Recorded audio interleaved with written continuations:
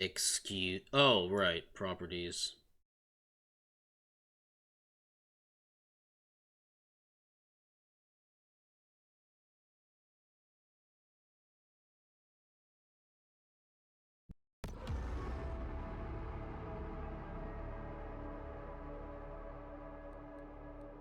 Okay, now that this is all working operationally, I'm going to take a very quick break.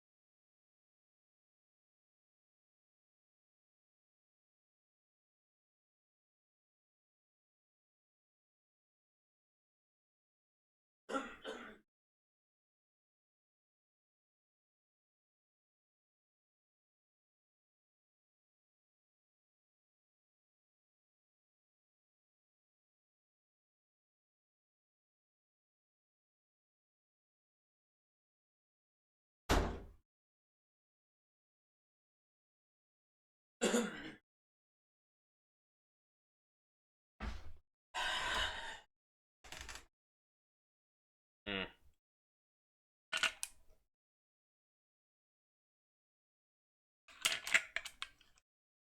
I guess that's what I get.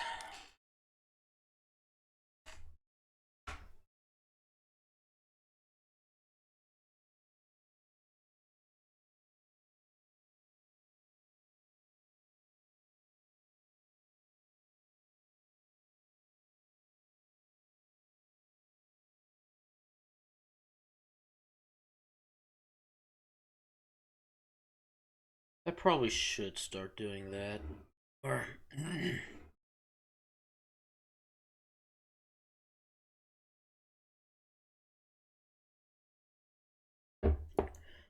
we are back. We are armed with tea. I don't know. I'm in a I'm in a different kind of mood, and I'm kind of just a little out of it. Some stuff going on in the background that I should have taken care of better. But alas, here we are. I hope everybody's been doing okay so far today. Oh, you know what? I probably should have just swapped this over.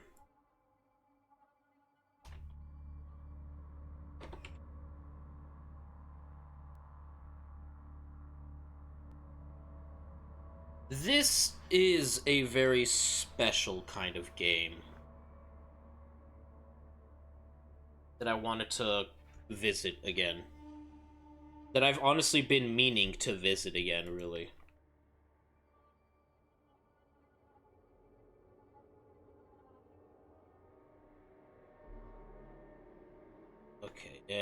of course. Yes, we have the DLC.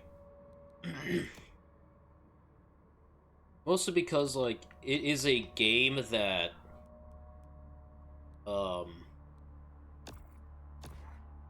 we find oddly satisfying, and just really neat. We're gonna start a new game, though.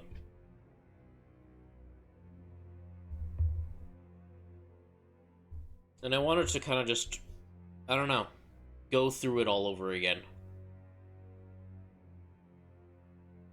And while it is a very... Meanwhile, aboard the Cajun Queen, Pierre LeBlanc, known by his fellow anglers as Scaly Pete. Daddy hunted sharks. I hunt sharks. It's in the blood. There was somebody better at this, you be following them, yeah? Oh, people got a lot of wrong ideas about sharks. So I just say we gotta coexist. Now, how you gonna coexist with that shark, huh? Shark just wanna do one thing. That's kill you, eat you, and you out. What I do, I consider a sacred honor. Kill them all if I could. Too bad, ain't but 24 hours to a day. Shark spotted in Fatik Bayou. Several deaths reported. Shark can be identified by rusty harpoon embedded in flank. Get the out of my way. Got a job to do.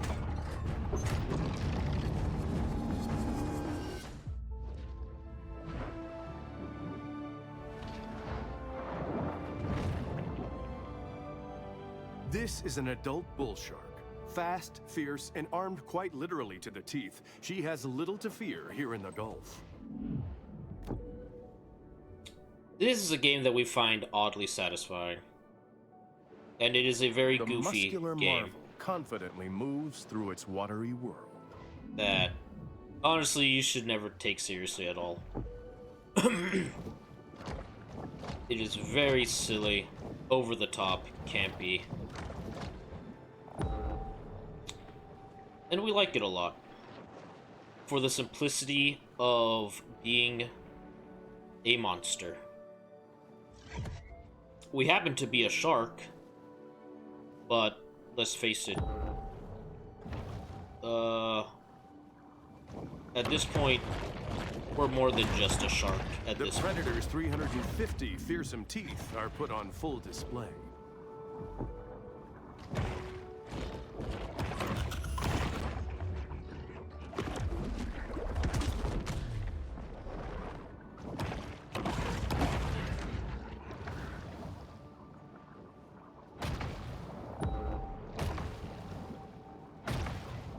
Exhibiting behavior more common to a thresher shark, this bull makes creative use of her powerful tail.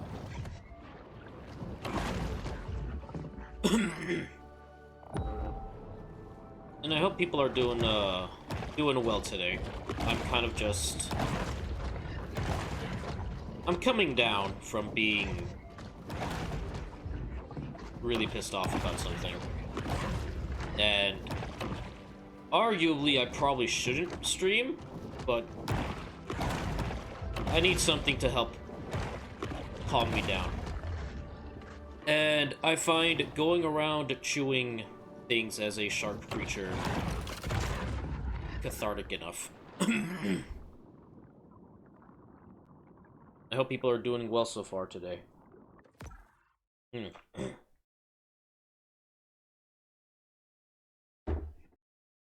We have handmade peppermint tea from peppermint leaves from the backyard.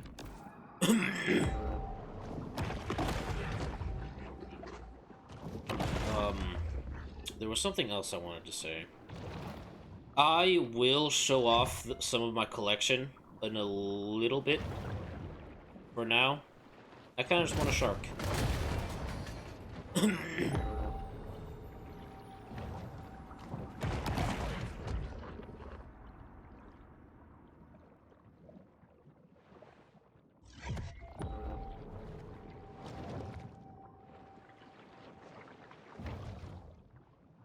Elder shark.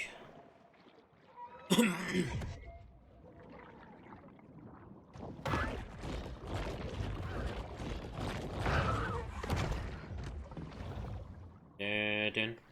The torpedo-shaped kingfish prefers warm coastal waters and not being killed by sharks. One thing I want to say, it's freaking hilarious how we have, freaking Jerry from, whatchamacallit,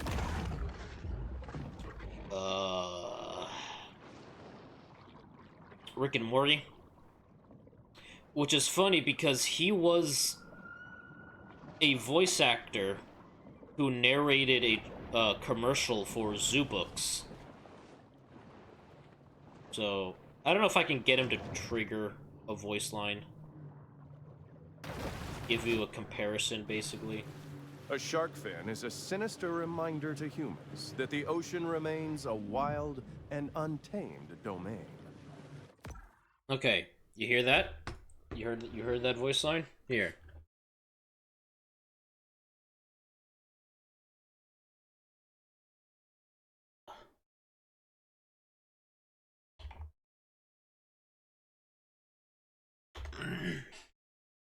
Now we listen to this.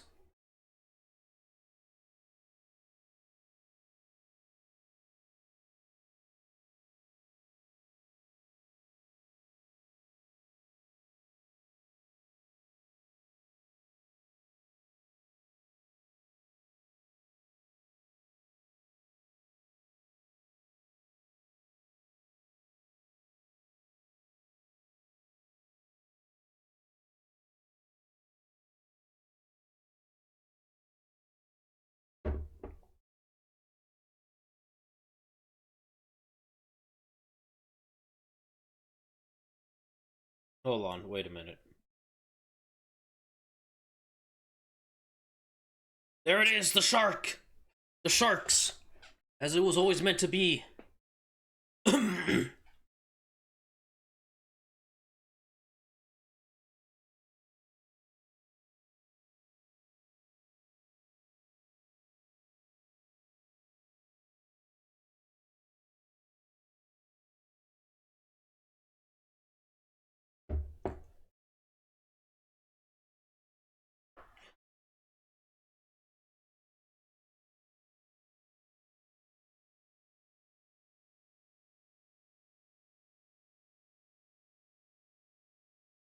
Okay, yeah, we know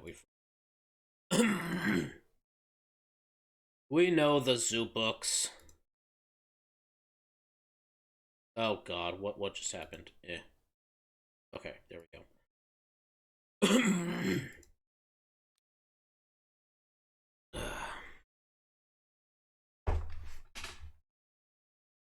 Oh god, okay, come on.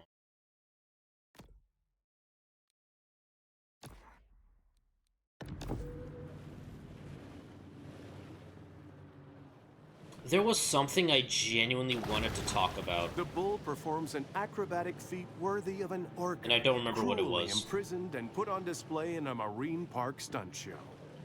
I love how just goofy this game is.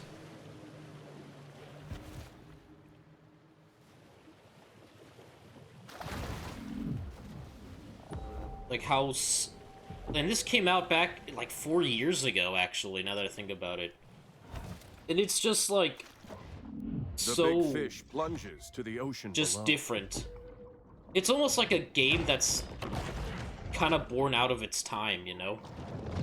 Like this was a game we would have had... Astounding for a large marine predator. Whatchamacallit? A game that we would have had in like 2004. I've heard nothing so far, but I distinctly remember that they wanted to make DLC for this game, but given how long it's been, I wouldn't be surprised if everything went under and they're just not doing it anymore. Which is a shame, because I thought it would have been cool, because, like, they had concepts of, like, basically time travel, of pretty much just, like, having a future Terminator shark, basically. Or, like, you basically fighting prehistoric reptiles, like marine reptiles, basically. Which would have been kind of fun. But yeah, I've heard nothing from like any of the developers. I've read nothing of like them doing anything more with it, which I'm a little sad about. But there's nothing we can do about it.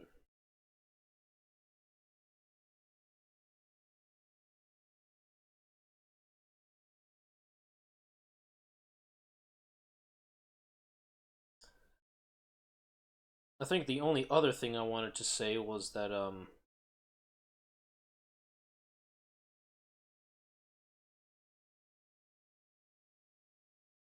we are not in the best financial spot right now. And I may slightly regret spending money on a couple things, but we're gonna be okay. Are okay, we are.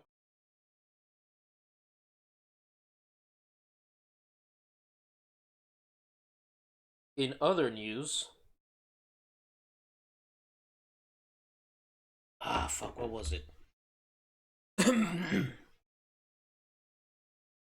I'm still keeping my eye on. Okay, so there was a.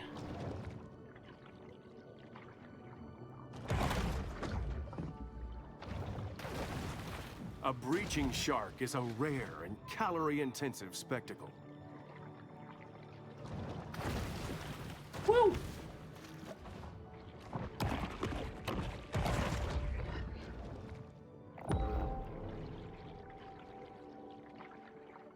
I wanted to support DJ and I just gave her some extra money. And I probably should have kept some stuff for myself.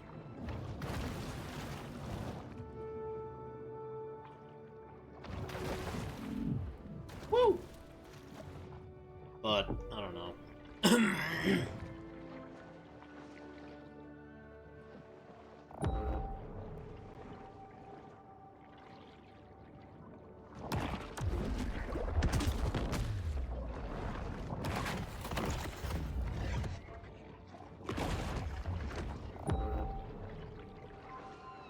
Right now I'm kind of just, trying to keep stuff to myself.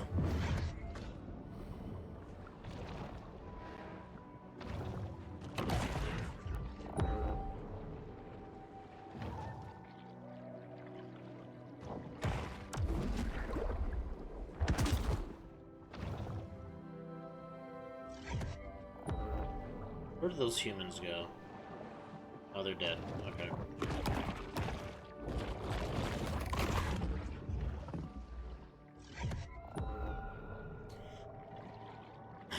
I really don't want to. Mostly because I feel like the money isn't worth it. But I might start considering increasing ad time. But I don't know. It just doesn't feel. It just never feels right to do that.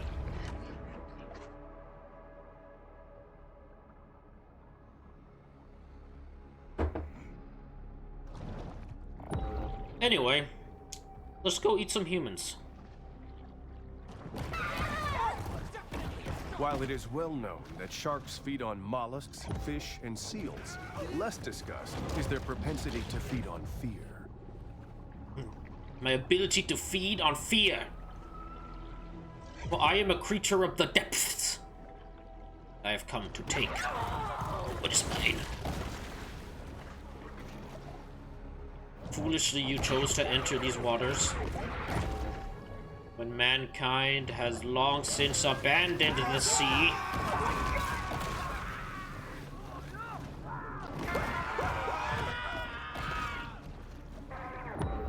With ferocity and unbridled fury.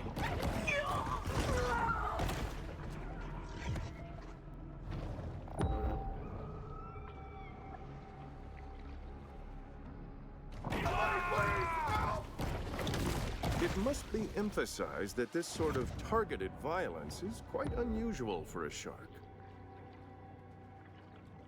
Ah, the That hunters. shark needs a good whack on their nose. Go get him, Chad.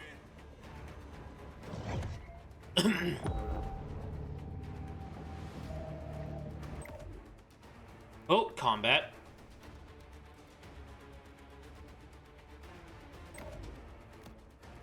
How you doing there, shark?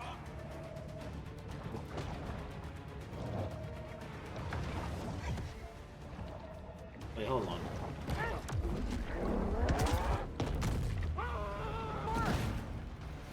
Hold on, it's... Oh, that's how I dodge. Got it.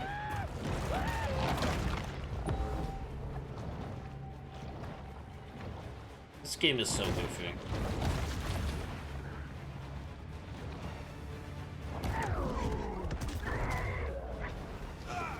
Bom, bom.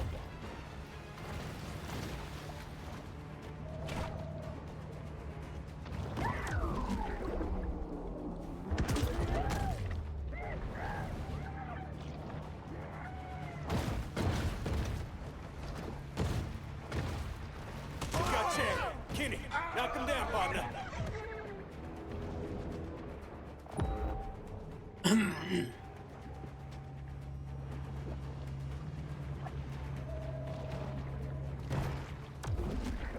There we. She putting up a fight for sure.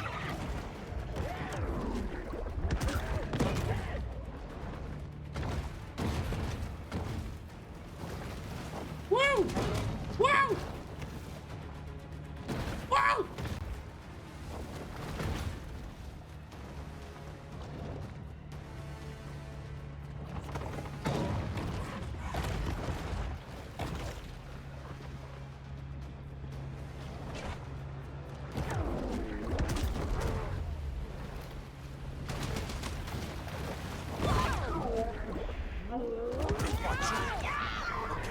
Derek, you got this one. Bon, mon ami, but not bon enough. Wow! She's sure making a lot of splashes.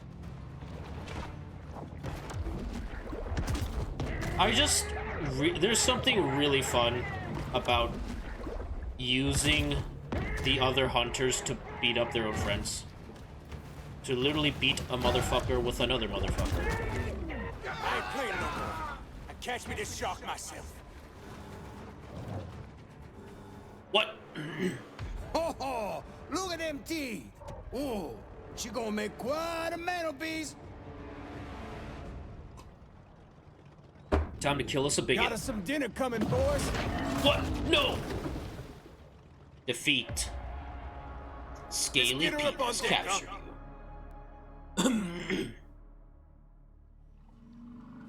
On board the Cajun Queen, Scaly Pete looks over the catch of the day.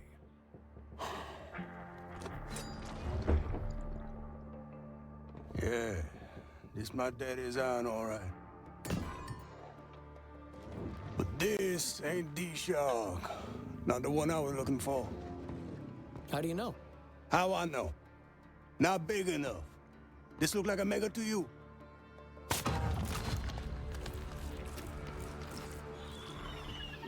Oh, well, looky here. She's on for me. Hello! How your mama and them? Whoa! But why'd you do that? So I can identify her. Next time I see her, when I spear her. Blood. The tiny pup responds with an instinct for survival. You maybe want to turn off that camera. Haha.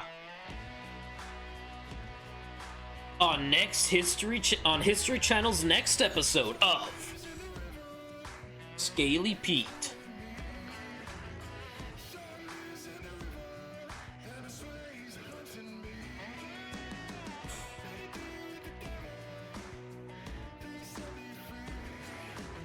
Kyle LeBlanc.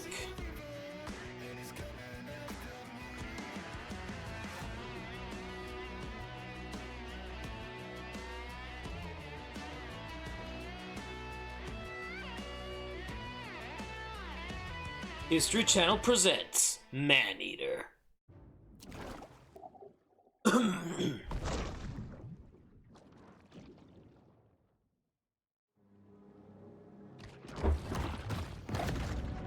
A famous big game hunter once posited that after an animal had tasted human flesh, it forsakes its natural prey in a deadly single-minded search for the most dangerous game.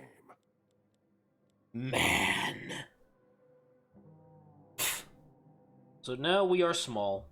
We are but one creature. One little one. Little guy, if you will.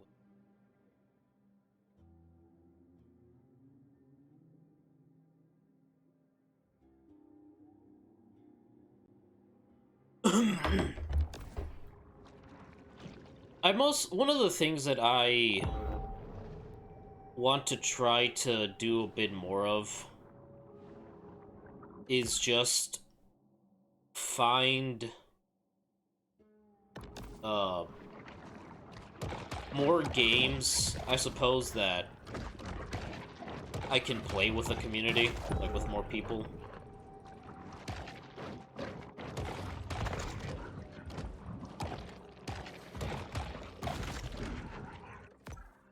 So I can have people come by.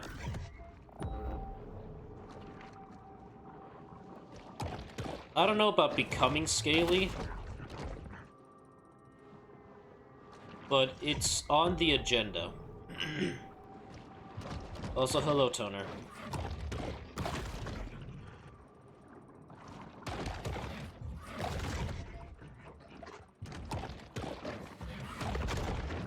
I think in, like...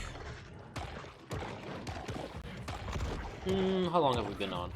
Wow, we've already been on for... Oh, well, then again, I did kind of disappear for a bit, so... There's that. Are we lagging? Hold on.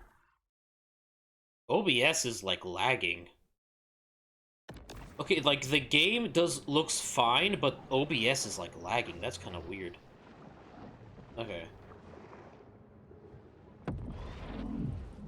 The grotto provides a brief respite from the Sturm und Drang of the Gulf.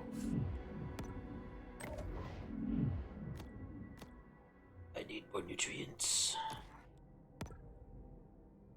Tiger. They have a tiger shark body. Tiger. Exhibiting behavior more common to whales and dolphins, this shark is able to use biosonar to locate potential prey. Let's go. We must hunt. Hope you're doing well so far today, Toner. I hope work was amiable with you. Wow.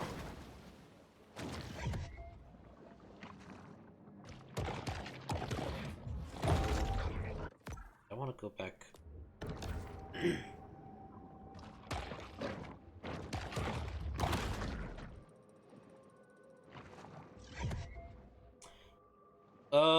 I know in about...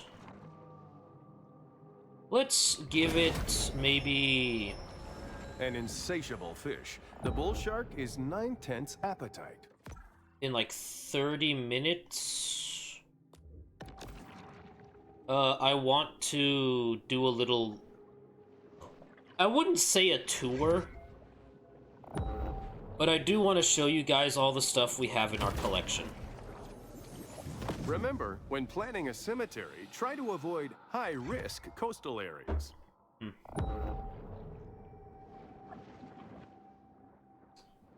You know, this right here,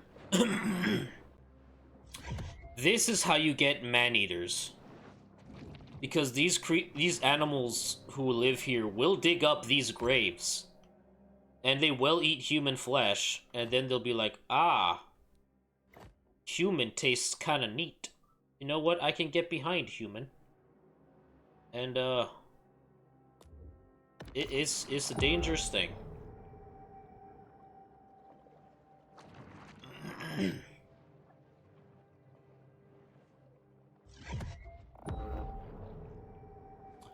It is also gradually dawning on me that our birthday is in 2 months. So I might as well issue the warning to the world. That's gonna be happening. That's gonna be happening at some point. And I say that because I know my freaking autistic ass is gonna forget the existence of time and be like, what? Yes, yes.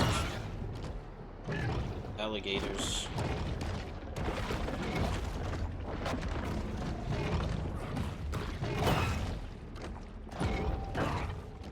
Even half dead, the shark is still a potent menace to any and all living things.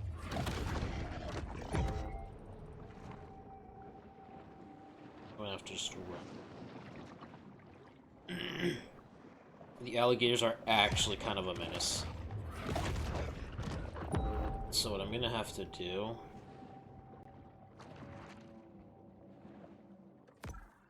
I'm gonna have to just come back later then. I'll fight the barracudas. But yeah, no, I wanted to just, kind of show you guys what collection of stuff we have, and, like... I wouldn't call them reviews, but I will probably play around with these things on camera and just show you what these things are about. I'll definitely do, like, a couple transformation sequences for some of our Transformers. Just because they are really cool.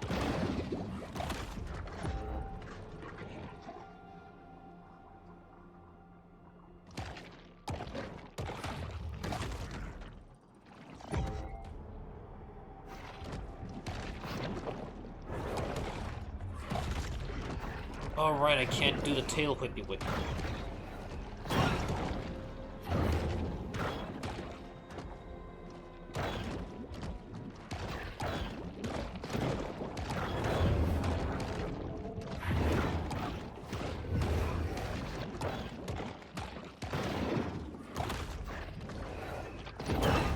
Ow. The muskellunge, or muskie, is a freshwater fish commonly found throughout the Great Lakes region, so I have no idea what it's doing here. I have no idea why it's here. I have no...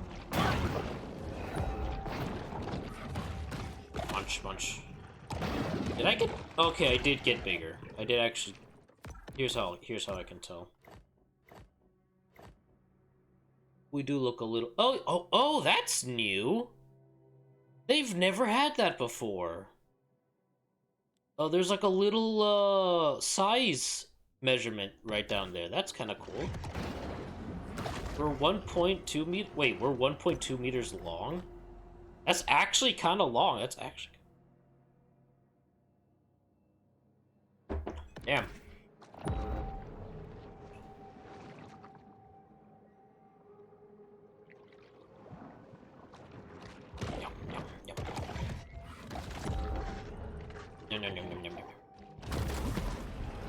Too literal. I have one of those new pop-up tub stoppers at home, and let me tell you, those things are just a magnet for hair and debris.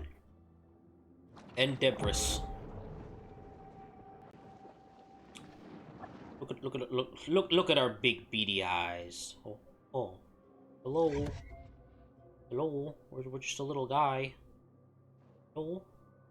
Friend? Friend. Yeah. Friend. Okay.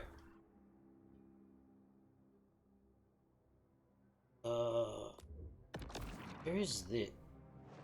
Oh, over there.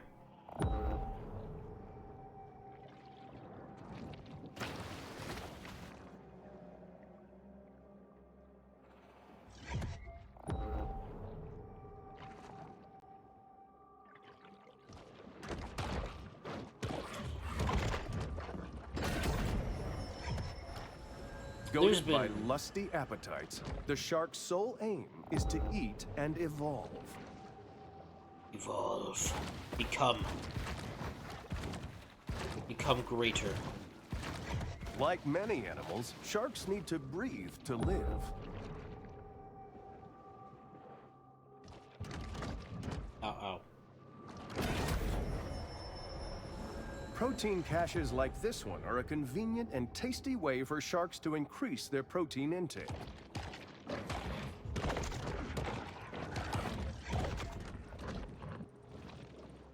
Can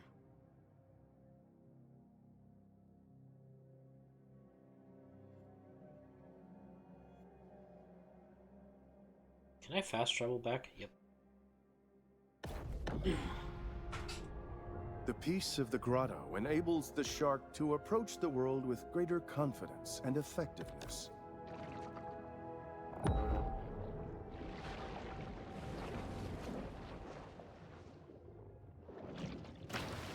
Since it is Ace Awareness Day, apparently, as what Twitter is telling me, I do kind of want to talk a bit about, I suppose, my experiences with it.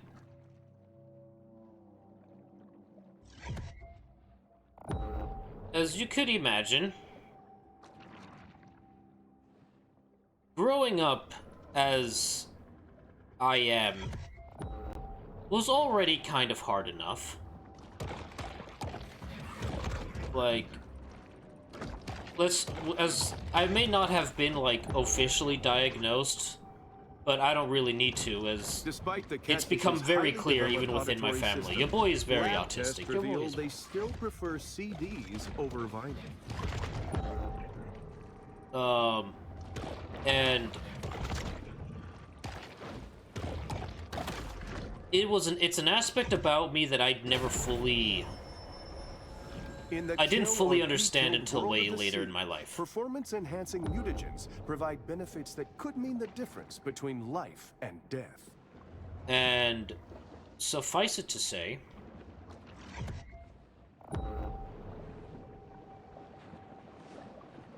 on top of that, I kept noticing something when I was little, like within the ages of,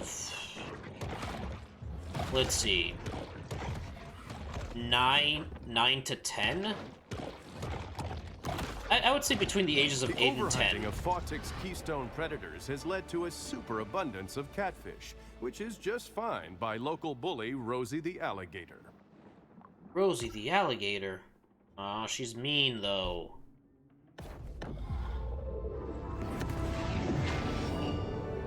Greater power.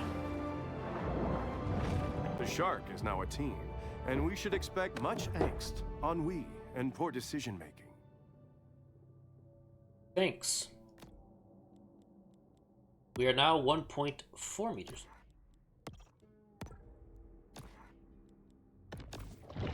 I can now do a tail smack.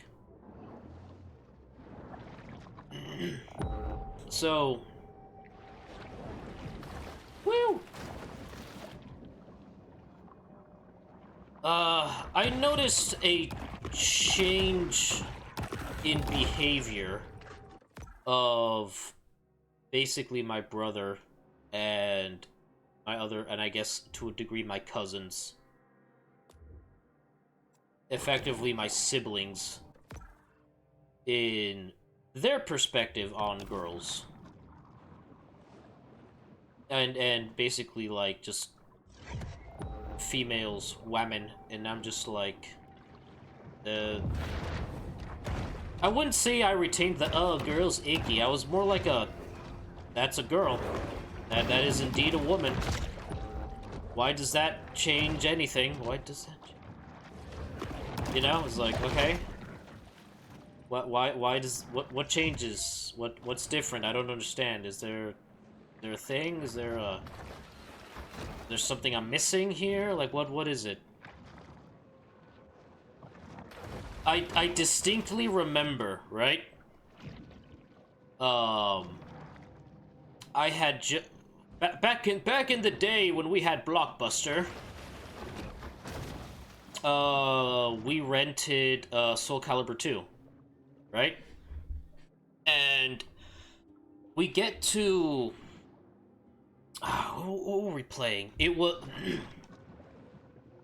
for those who may or may not remember, Soul Calibur 2 had this game mode called Weapon Master. it was sort of a very interesting, sort of single-player adventure campaign, right?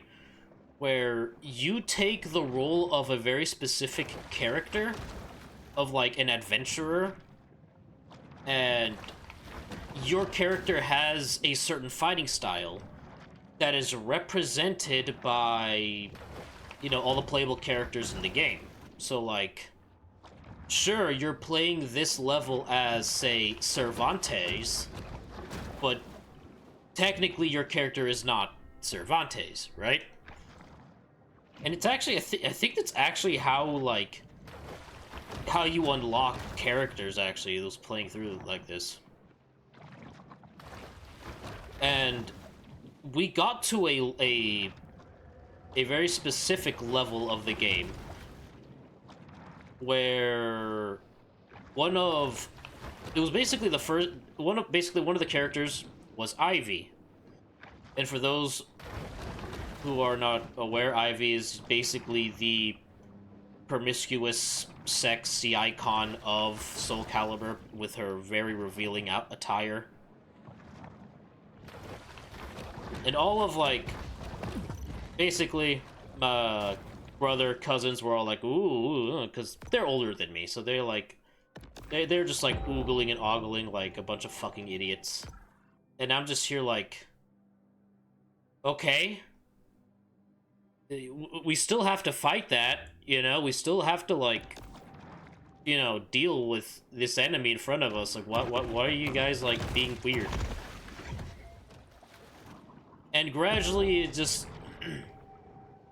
became more of that. And eventually there was literally, like, a time where, like, there was, like, a kid who asked me, like, are you afraid of girls or something? I'm like, no.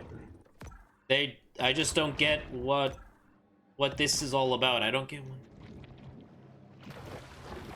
And at some point, hell, I remember at some point, like, in high school, right? Well, actually, okay. Basically, before then, like, we kind of just acknowledged that, like, I don't care. And, like, it definitely confused quite a few people. Like, the concept of, like, a younger boy who, like, is honest, who is kind of in puberty, but, like, is like, I don't care. Like, what? Okay, I get it, that's a girl, sure. But, like, what does that have to do with anything? What does that have to do?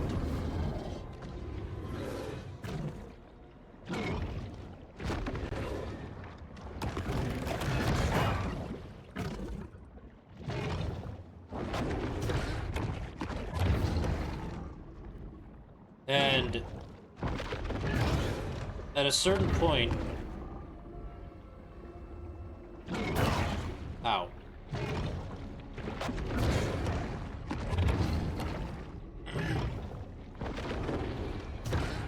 I was just like... starting to think, like, am I different? And the answer was yes, absolutely. But, like, what was weird is that, like, I didn't necessarily feel bad for being an outcast. Because, like, it wasn't a matter of, like, oh, no, woe is me, that people won't... that I'm not part of the people. Like, I kind of relished it. And it... and it is totally... It absolutely is because I was always an introvert.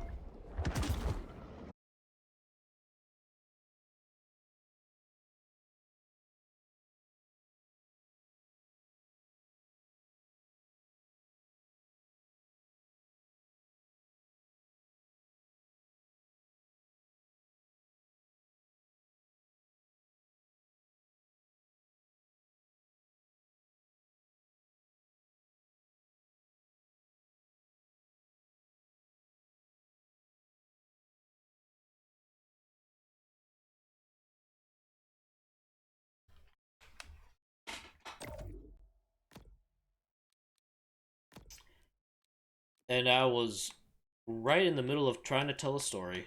But nope. I guess, we'll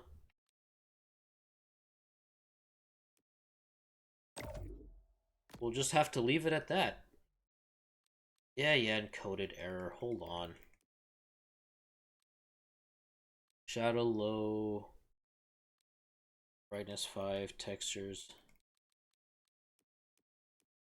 60% medium. Textures. Let's do high. Oops.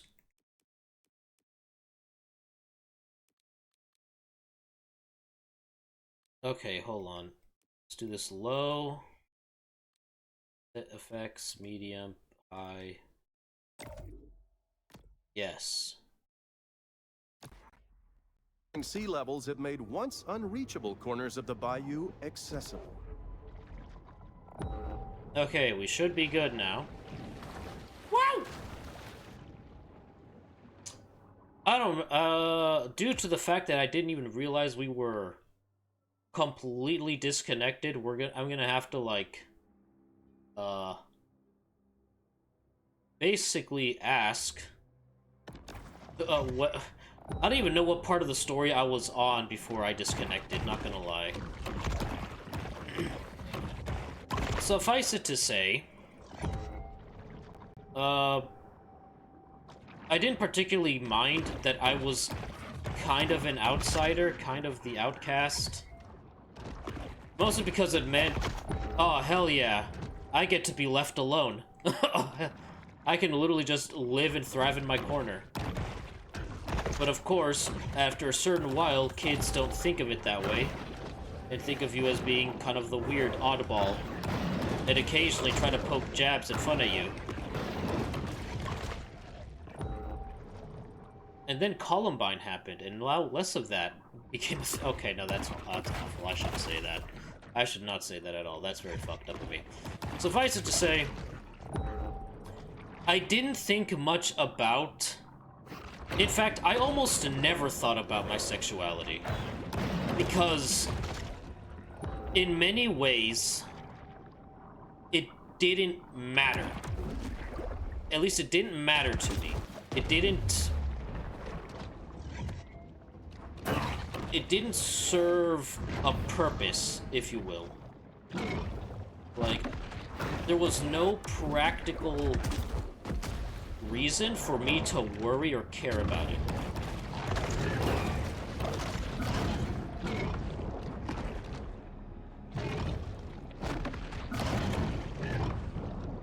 And so for, like, the longest time, I didn't really care too much. I didn't really think about, you know, what I was feeling or what I wanted, per se. Oops. And I believe, like, in high school, I definitely had a crush on a girl in high school. It was pretty ridiculous. Awful, even. I would say completely obsessive, some would say. Actually, no, I would say it was completely obsessive. And overall, not very cool. But suffice it to say, it was during high school, hell, even, like, before that crush even existed. I just wasn't interested in anybody, per se. Yeah, there were some girls that looked kind of cute, but, like, I'm not gonna approach them. I'm not gonna talk to them. Man, I got other things I want to do. Ain't nobody got time for that. If you want me to fucking get this paper done, like, have a chance to play with my friends, build bionicles, and have a girlfriend? Guys, ain't nobody got time for that. There are trade-offs. Nobody got time for that.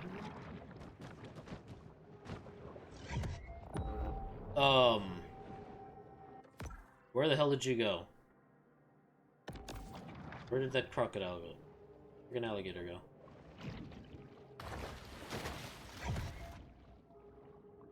Did I just glitch out the alligator? I think I did.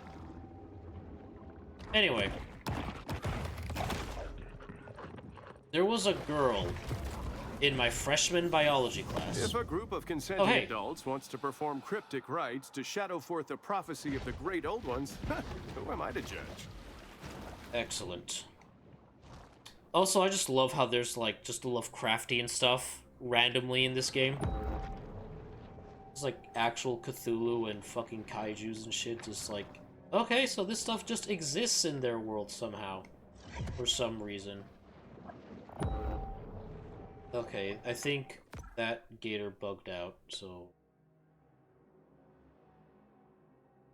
We're just gonna... Oh, I'm in combat, apparently. I'm just gonna leave the area.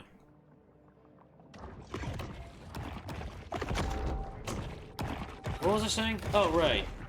Some girl in my biology class for freshman year decided... For its prey, sharks frequently make onstage appearances when not in the script, and without cues. Yes.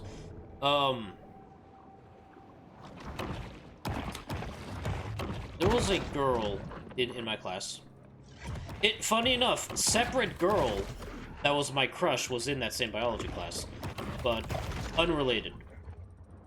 We were all basically sitting at our designated table spots because, like, in our biology class, we didn't have, like, individual desks. We all had our own, like, big science tables. Random mutations We aren't just random. They sat, require large amounts all of four of us, mutagens as a four catalyst. kids were just at each table. And, this girl that was sitting with us, and I was also paired up with just two really douchey guys who were just obnoxious. They were just not fun. They were just assholes. But basically, one day, we were like, I think we were just like working on something, like whatever, like, not really a project. It was just an assignment in middle of class that we were doing. And we kind of broke up into teams. All like kind of discussing and figuring it out amongst ourselves, right? And at some point in the conversation where they were talking about, I think it was the homecoming dance or some shit like that.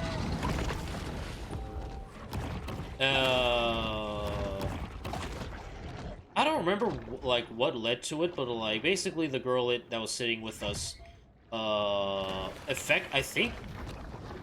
I don't remember if she. No, she did. She basically did like outwardly like. She very awkwardly asked me out, basically, right? It was sort of a. It wasn't a hey, do you want to go to like the dance with me? It was more of like,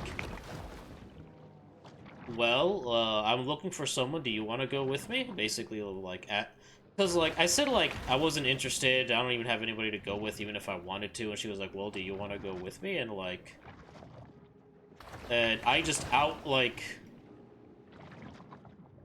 didn't just outwardly say no. I said no in like how do I put this? I'm gonna call it a me-ism. As in, I reacted in a very self-deprecating way of saying no. Of like, you're asking me out. Do you have any idea who you're talking to? Like, and not in a, like, I'm cool, but in a, I'm literally the bottom of the barrel. You're literally asking me out because you literally have no one else to go with you. Kind of way of like, really? You're asking basically the social outcast of our hometown to basically go to a dance with you. Girl, what is wrong with you? 2, who set you up to this? 3, I know someone set you up to this. 4, you ain't getting anything out of me. And, to be honest, I don't remember how she reacted. I'm pretty sure she was definitely very deflated. But the guy's reaction was like, yo, bro, what? What are you doing? I'm like, what? Like, they were like, dude, here's this really, like, really pretty girl who's, like, sitting right here who just asked you to go to the homecoming and you just say no? And I'm like...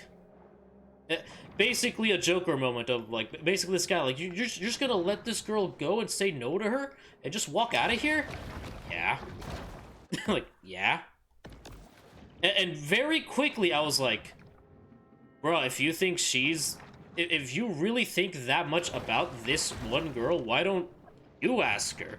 Why don't you take her? And she actually kind of turns around and is like, yeah, why don't you just take me? And then both of the dudes just folded. They're like, oh, no, I don't know about that. They just immediately, like, just bitched out of, like, even trying to ask this girl out. And I'm just like, you guys are weak. Weak! I said no because I genuinely did not want to. You guys were weak. Because you just were just too anxious and nervous to even say anything. Fucking weak.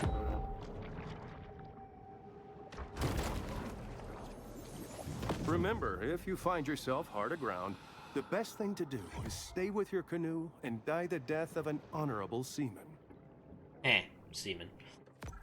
Even to this day, not gonna lie, I still don't believe that person had any genuine, feelings.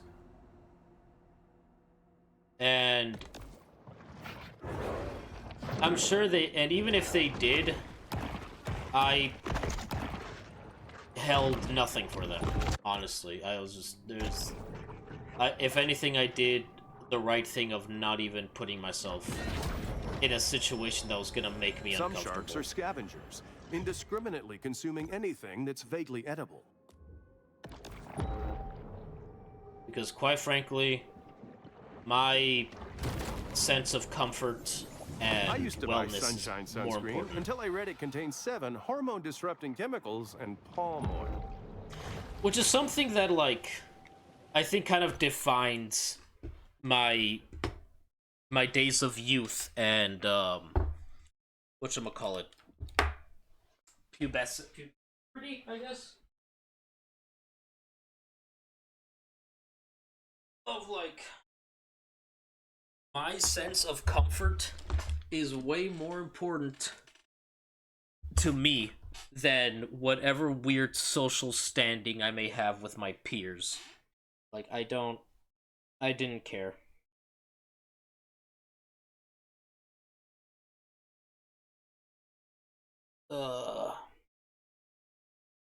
Things sort of changed in college because, like... Okay, so to continue basically after that, like... I didn't have much interest in other girls. I didn't have much interest in anything.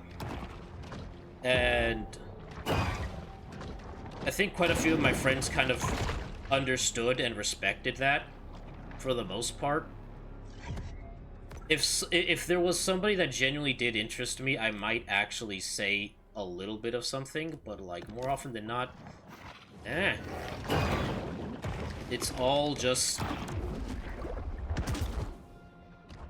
faded memory now. And to be quite honest, I wish I could remember a little more about those days. Oh, okay. No, I have a funny story though. For the longest time, I always kind of saw myself as just being unattractive, unappealing, right? And basically, it wasn't so much a sense of low self-esteem in most cases. It was, to me, it was just fact. It was just a statement. It was just truth. It wasn't a matter of me being, you know, self-deprecating. It wasn't a matter of me having no self-esteem. No, it was just... The evidence was there. And I was like, okay, that makes sense. And I still believe that for the most part. Well, I believe it less. Not as much as I used to. However, it wasn't until, like, in middle school, there were absolutely, like... Over the course of a bull shark's life, it will ingest quite a broad assortment of flotsam and jetsam. Maybe 5 girls that were actually into me. And I never knew. A local critic once wrote that Amos Beauregard was the Rodin of the Bayou. But Beauregard was functionally illiterate and had no idea who Rodin was. Rodin or Rodan? There's 2 very different things. Anyway.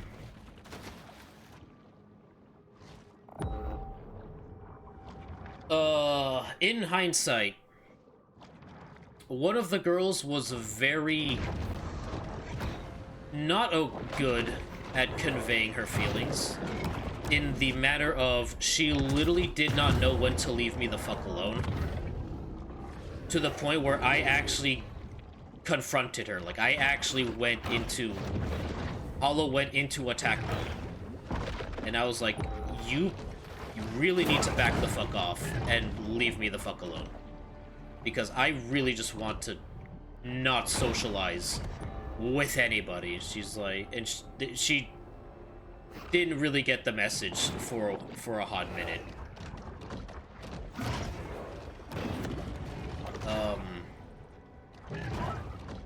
Like, hell, like, even one, like, I remember talking to, like, one of the school counselors about it. She's like, you think this girl just maybe is, like, affectionate and has, like, maybe a crush on you and thinks you're cute? And I'm like, 1, I doubt it. 2, I don't care if she does.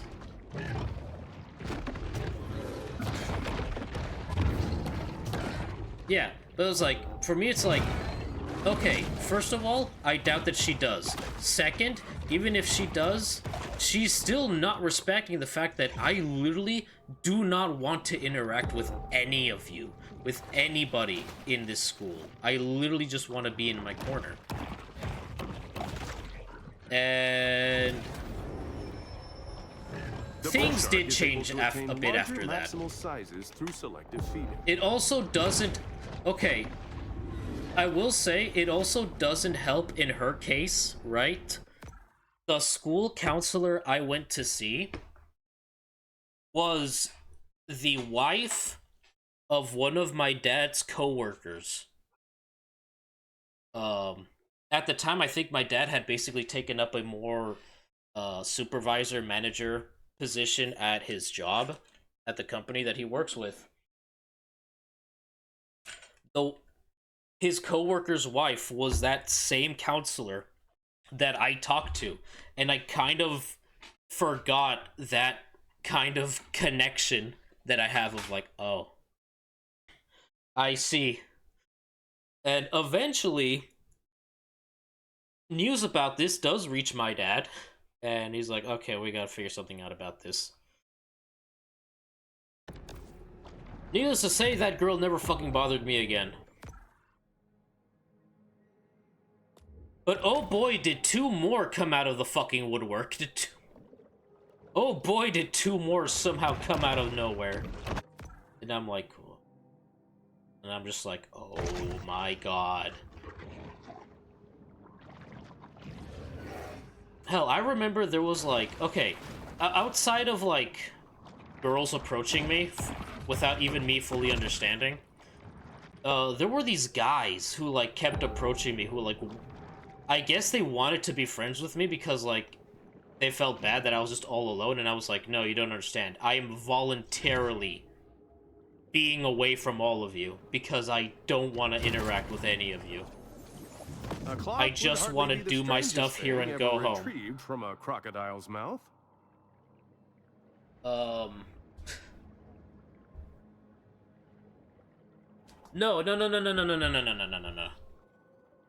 She wasn't the most popular girl. She was This isn't okay.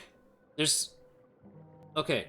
The first one that I talked about, right? The one that I said no to for to go to the dance was in high school, right? We are now going back in time to middle school Hollow, in a time before, where there was a previous girl who, quite frankly, I didn't understand what she was going on about, and I was like, get away. No, I do not want to, like, interact with you in any capacity, like, So, here in the past, further in the past, in middle school, after I managed to get rid of this girl, basically, eventually 2 more showed up. They were in my PE class during the 8th grade. I think 2 of them were in, like, a separate... whatchamacallit? There was, like, another class, I think they were both in. I don't remember what it was. I don't know. Anyway. Don't matter. The point is...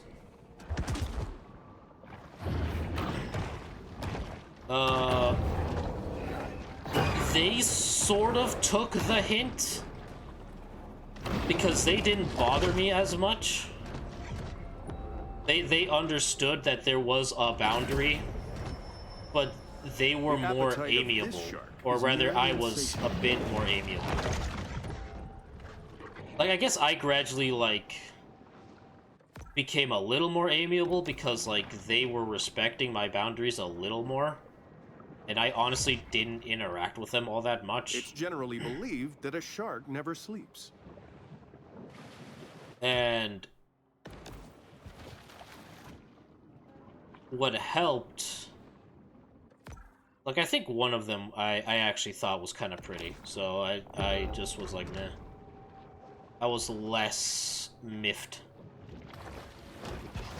And then there was one that okay, I want you all to understand something that's even funnier. I didn't realize any of this was, you know, happening, like any of... I look back on this in retrospect, in hindsight. I didn't realize any of, like, oh, that's what they meant. That's what they were feeling. I didn't realize that until I was, like... until I think I was, like maybe 2 years into college. I was like, oh. That's what they meant! Oh! Okay.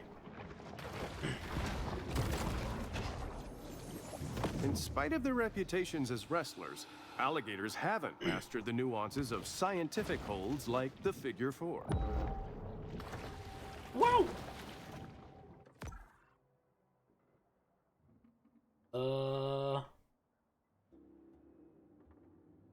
I want to do this one.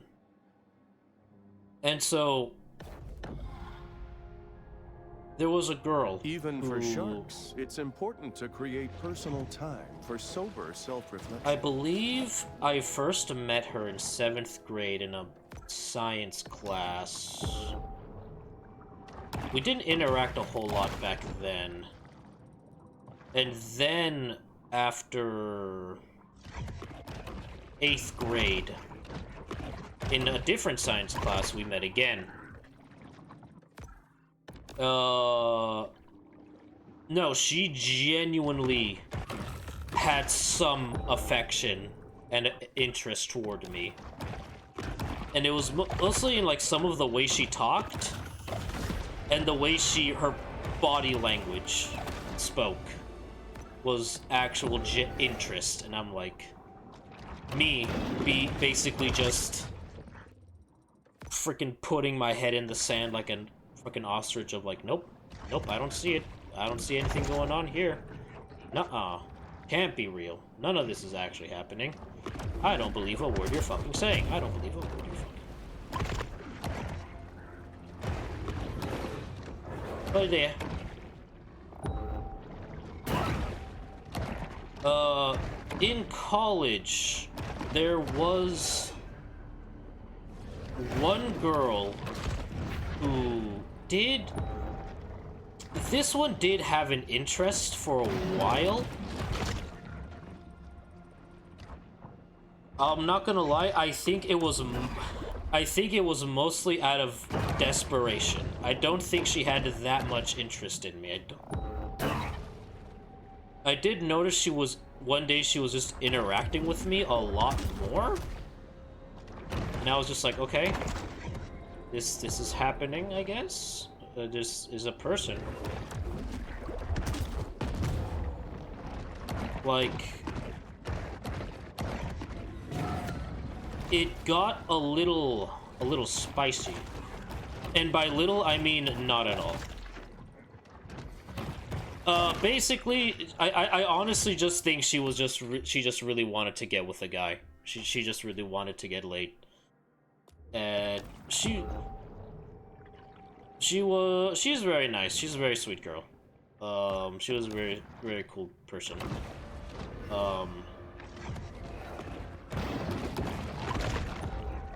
She was kind of going around to see... She hung out with, like, myself, my brother, and my buddies in, like, our little circle table in college. And...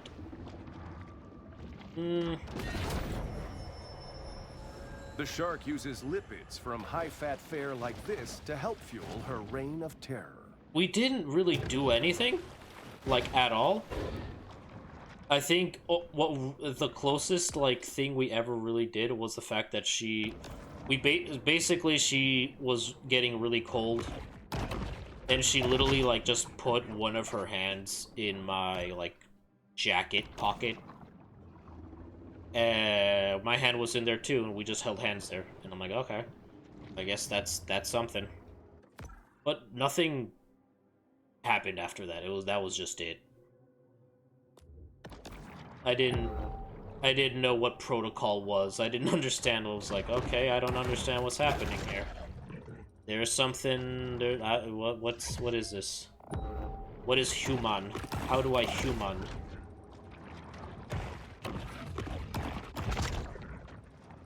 There is one incident involving another lady I met in college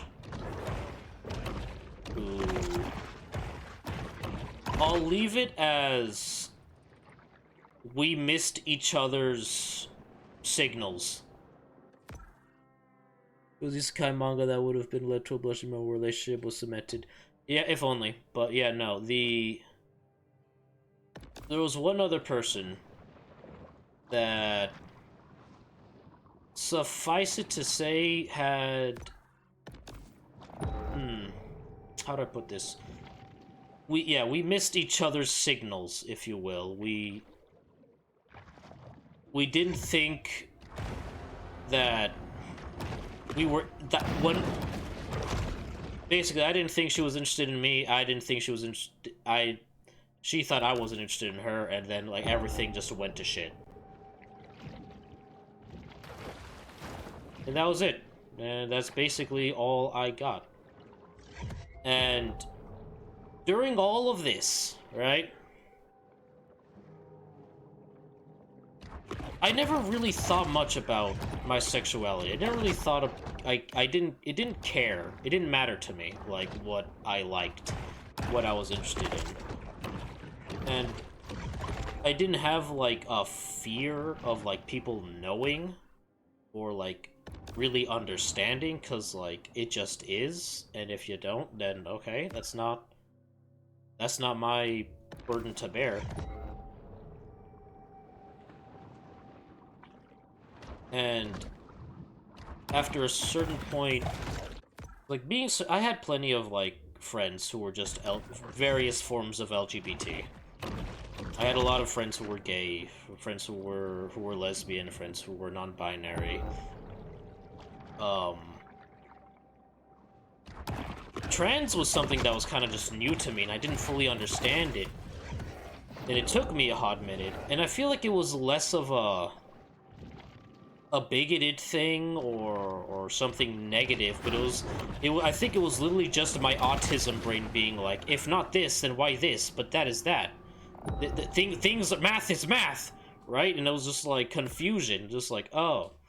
Then after a while, I'm like, oh, you are in mid-transformation. That's kind of rad. I'm okay with that. That's cool. These scavengers of the you. sea are vital in cleaning the ocean floors of edible and for me, it was just detritus. But I gradually started to realize Catfish are monogamous, meaning someone won't be coming home tonight. As I got older, you know, as I got to like understand and like see how like kind of just like watching other people seeing experiences of my friends and of people around me, I'm just like, okay, I think I'm starting to understand something. That not only am I not alone in how I feel, but like there's kind of a word for it. I'll be honest, that I didn't understand that there was a word for being basically a asexual demisexual, asexual, until I got into VTubing. I did not know that there was a word for my taste, my preferences, basically. I did not know that there was really a word for it. Now I was like, oh, that's cool. Because it was, after a while, it was obvious that, like, I mean, I'm sort of straight. Sometimes I like girls, but, like, I don't just see a woman and go, oh god. I just like, okay, that is a human. That is indeed a human. I now just found out there is a sneaker PC. A sneaker PC? Oh, so like a PC that's like a shoe?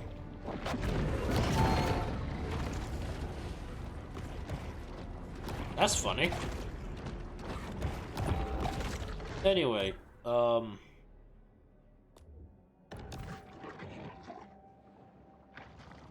suffice it to say, I didn't find out exactly what my sexuality in the spectrum of LGBT or whatever was until like way later, and even then it didn't matter because like my relationship with my friends, my family, and all these people, it didn't change anything. Like nothing was different, nothing was necessarily like ruined per se. Everything was just still the same, because honestly, to me, my sexuality just didn't matter. It was just one small aspect of my existence, you know? And what I am attracted to is honestly just between me and whatever potential partner I'm gonna have. The natural lateral movement of the shark's head allows her to more precisely. This shark understands that she needs to eat essential minerals to stay healthy and grow. So, I guess my advice for anybody who may be LGBT, who thinks that they might be LGBT, like, don't worry too much about it. You are more than just what you, I guess, find appealing. You'll figure it out.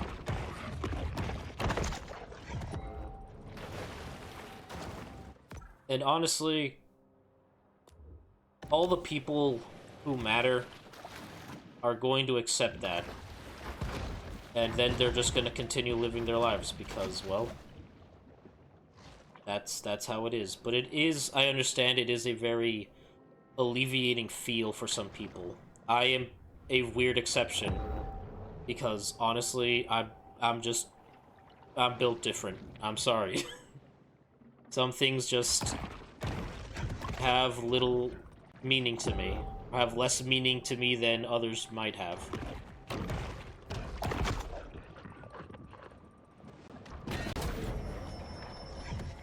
From the moment she's born, the shark's cold, expressionless eyes All are I will constantly say, on the watch for food. goddamn, we have like the best colors in the flag, I'm not gonna lie. Ours is pretty sick. I'm very happy to be part of that. I'm very happy to be part of the white, black, and purple crew. Our colors go hard and it's awesome. While adorable, these soft stuff mascots don't provide much in the way of nutritional value.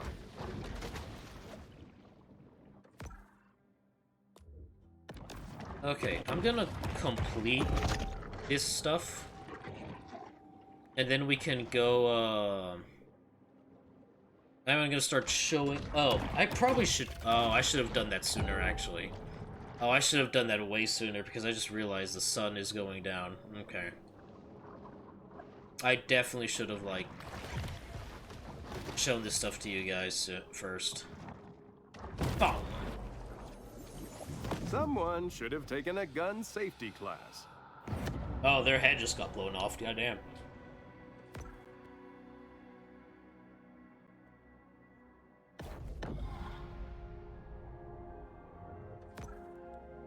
Okay. Now we can absorb proteins. I'm going to upgrade sonar. Upgrade mineral collector. Upgrade sonar even more. Oh, I need way more minerals. The bull retreats to... Here. I might as well do this as ASAP. 1 minute, if you please. I'm glad I actually decided to turn off the blob for this, because this would have been very awkward to do. First, let me turn on this one. I think it was this one. Yes. Okay, activate. Aha. Alright. 1 second, guys.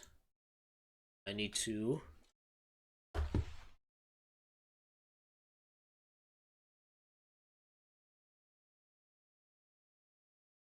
Be light.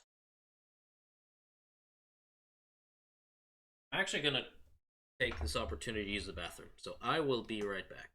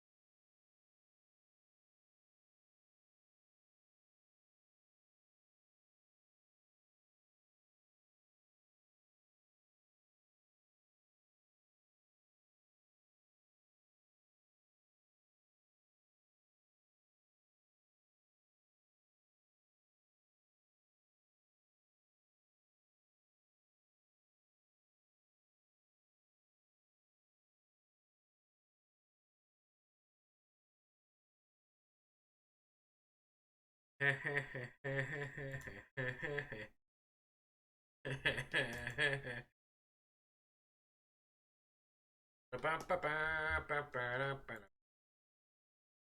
I know is what you want to hear. All right. I'm back. Now come.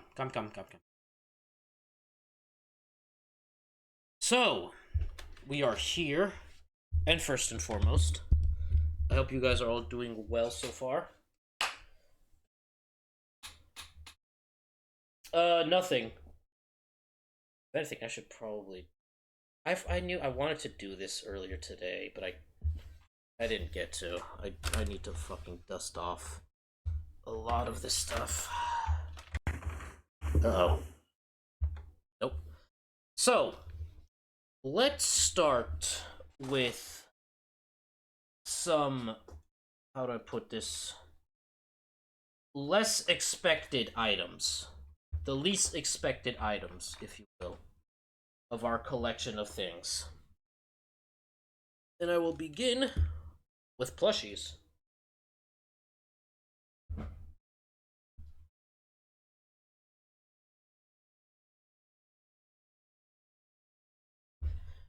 Have plushies. I will begin with a fun one. We have Cthulhu. Old Cthulhu. We have this ridiculous plush of basically a Cthulhu basically. I need to like, what if I'm gonna actually wait.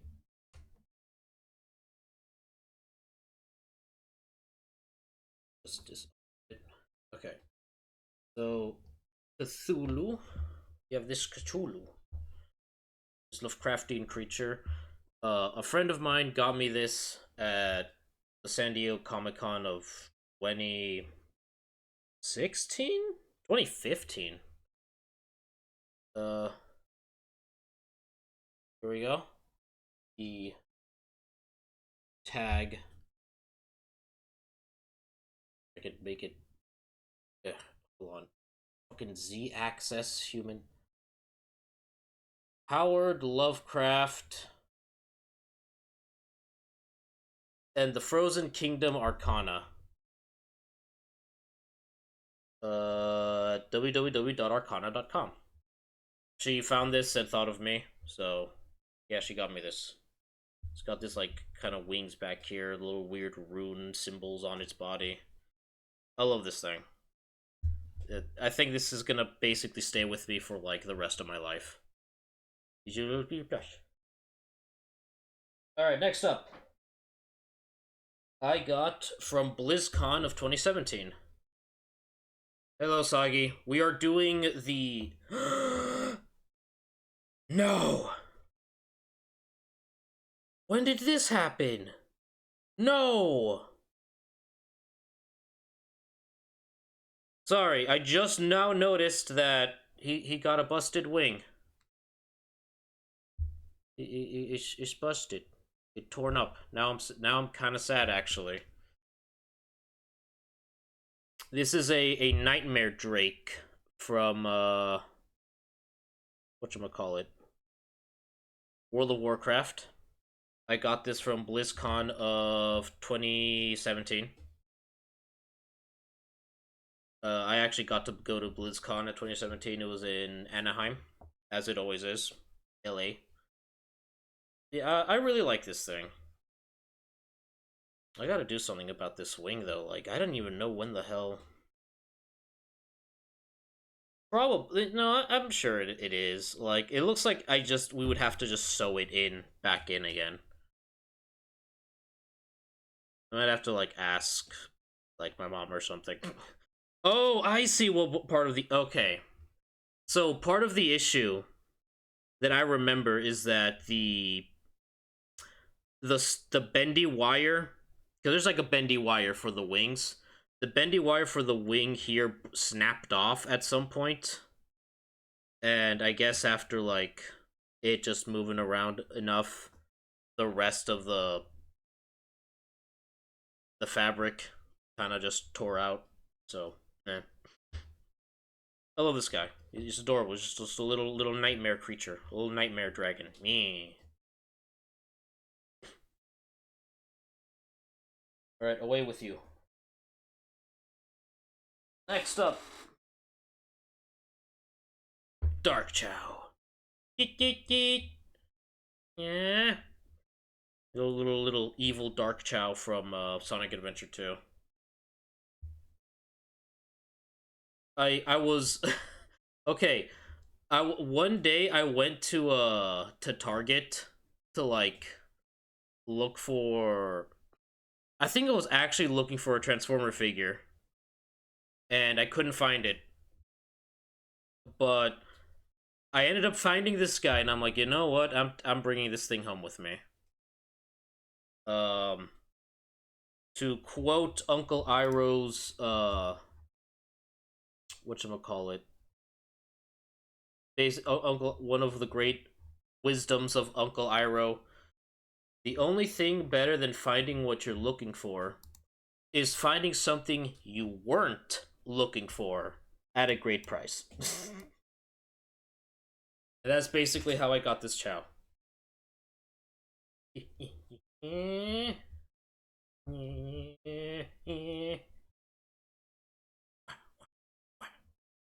Okay. Alright, enough of that. Go. Be free. Next up. Worm. Show Worm. This is actually a plush that we got last year from Momo. One of Red's manager, Red Claw's manager. No, not Uncle from Jackie Chan, Uncle Iroh. Momo got this for me for my birthday last year. Oh, I should change the category.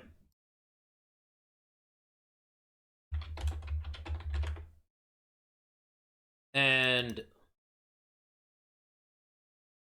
what the hell? No, let it be. Yeah. So this is a worm, literally a worm creature from Destiny. Even got the, maybe kind of hard to see, but it's Bungie. That's the Bungie logo here. One of these, you know what? One of these days I'm gonna, like, attach my phone to this just to see how much of a difference it makes. But yeah, she got it. She bought it off my throne for my birthday. And I love this little guy. Just a little worm. They come from an enemy type called the Hive, which are basically evolved humanoid arthropods. Like, evolved crabs, evolved... Yeah, I would say more like evolved, just arthropod, because they don't really fit, like, crustaceans or anything. They're invertebrates that evolved into humanoid shape. I will take that sippy.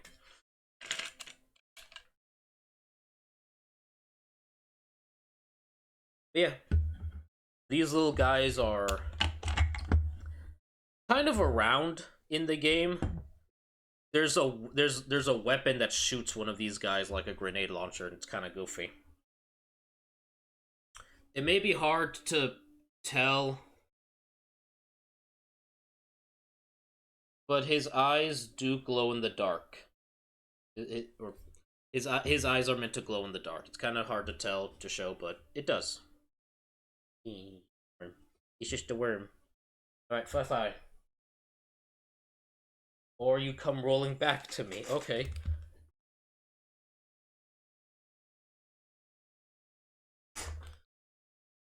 Clay has learned not to chew on these.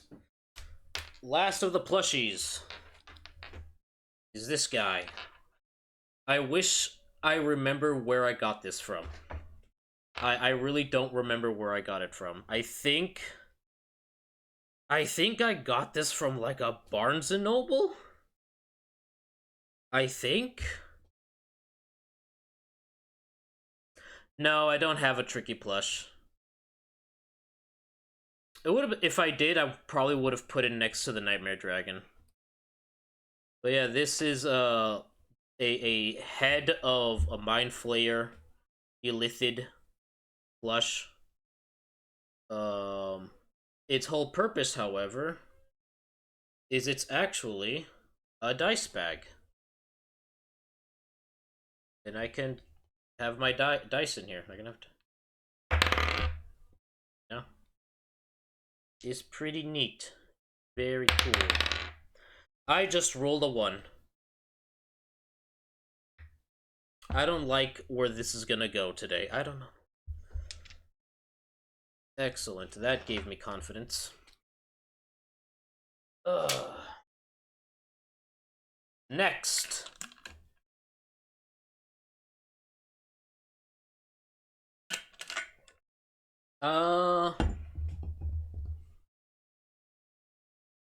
For the sake of ease, I will show you what is around my desk, actually, first.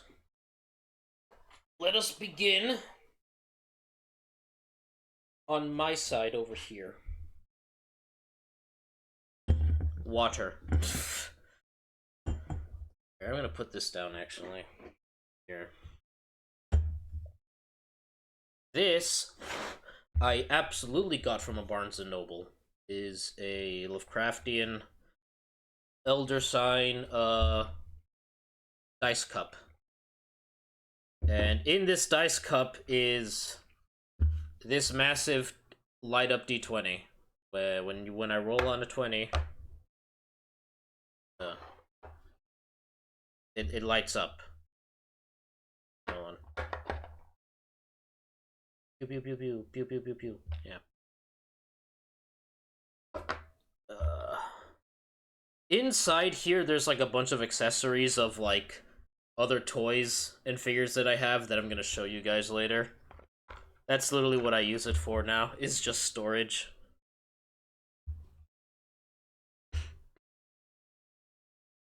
Which I find just kind of funny.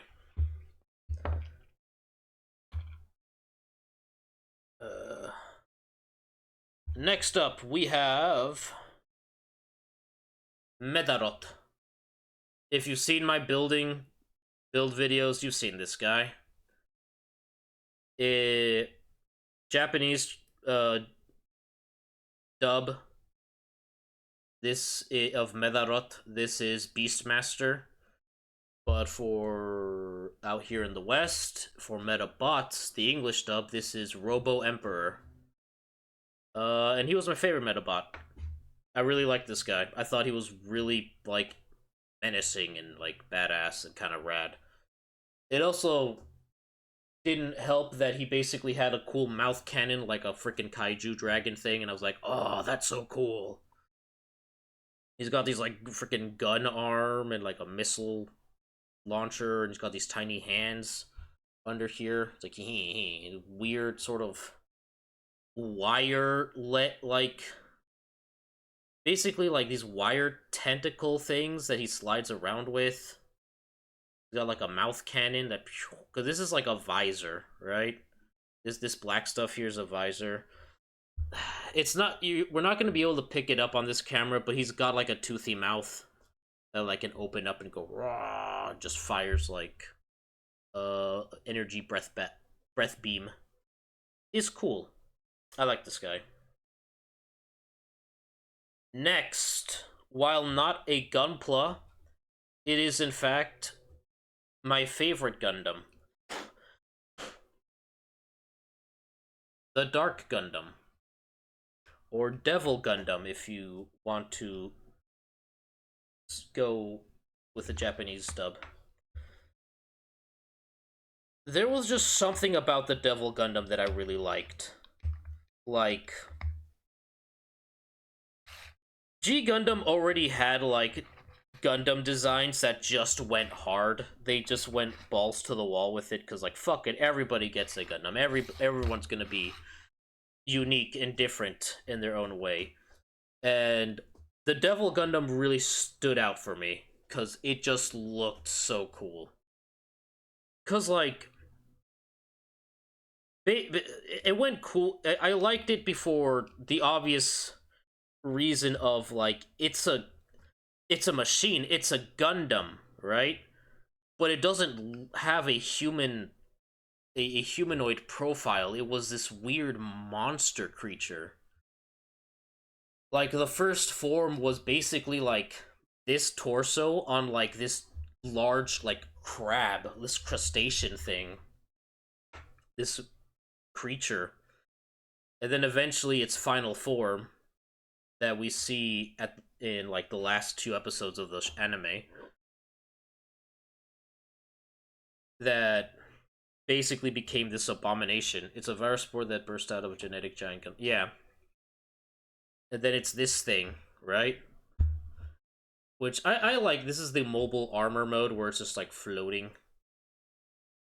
And it's just so, it's a little weird and unnerving. Like, this is like the head of a whole Gundam. And then there's just this thing growing out of it. Yeah, like a virus spore that's just like growing out of this thing. Um for the sake of your entertainment and engagement, I am going to show you something.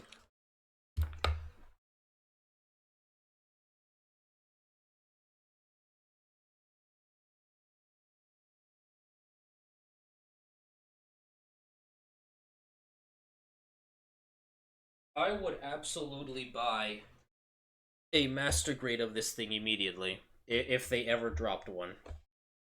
I would buy a master grade of at least this one in particular. This one. Because as you can see, it has two modes. The downside to this thing is that it does not transform. I literally have to separate the parts from it. So I just keep the box to basically change it whenever I feel like it. And I try not to do it too much because sometimes I've noticed that it does degrade a bit, and it's made out of a very bizarre material that does I hate saying this, but like it almost feels like it wants to crumble in my hand. Like, it's kind of delicate. And so I have to be careful with this thing a bit. But I can go from its mobile armor mode to its mobile suit mode, as it were. So stand over here. I disconnect the body. Okay, now that I'm doing this, I'm gonna fix it in here, so you guys can see what I'm doing. We're gonna take the hands, separate them. Technically, it doesn't matter which hands you use. I like to separate the hands because we have these grabby claw hands. Right? And we're gonna replace them with these more relaxed hands. She's more like, huh. You come to me. You're gonna come here today to eat my Costco hot dog on the day of my hot dog's wedding. Yeah. Yeah. Yeah. I might as well take the rest of these out. We're gonna put him to the side for now. We're gonna focus on the lower half, the Gundam head, because the dark secret of its final form is that this baby completely transforms and become legs. Yeah, this entire head of a Gundam just becomes leg. So what we're gonna do here, we're gonna carefully start by removing the crest. I want to take this red piece off carefully. And then I'm gonna kind of just... Actually, I actually want to remove these legs pieces first. These pieces down here. And then what I like to do... There is a Gunpla version of the devil... There is a Gunpla version of this Dark Gundam, but it's so outdated. It is really outdated, and it's kind of hideous. It's very shitty. You absolutely have to paint and panel line it. The quality of it is not very good, and I just don't like it. We're gonna remove the mouth guard. The taint, if you will. You're better off with... I kind of want to get the chibi version, because it actually looks kind of adorable. Remove the back of the head. And we are completely done with this piece. And we're gonna retire it into the baggie. We have replaced the blue crown, I guess, with a new piece, which is this one. And now we start... Oh, first.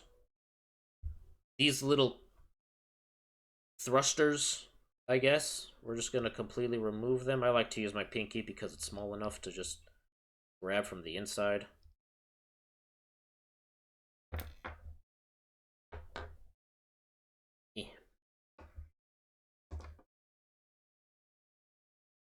And I put you in the baggie as well. Now, we're going to take this new, basically the crotch piece that has the thighs and effectively the spine, the back stem.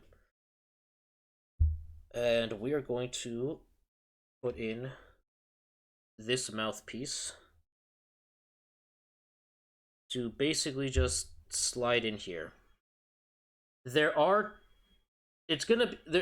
no way you guys are gonna see it, but there are these tiny grooves right in here that basically would function where the eyes used to be. And you want to make sure that the mouthpiece slides in just right to actually fit, to make a snug fit, basically, into the the crotch piece, for lack of a better term. The shins, they have a very specific... Oh god, the lighting. Okay, there's no way you guys are gonna see it, but basically, very specific hole goes into tabs into very specific zone, like so. This one will do the same. For the sake of ease, I'm going to actually put the back of the head right there to basically form this thorax, I guess, the back kilt. For the sake of ease, we will put in basically the thrusters that are now sprayed open to form these grabby like shoes, basically like plant stems, really, like the trunk, like the base of a tree. If anything, these look like they are like the base. These look like the base of a tree, basically. Base. Use your words better, Hollow. But yeah.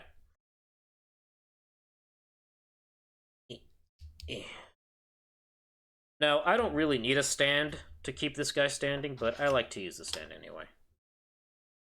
Next. Actually, you know what? I might as well put him on the stand.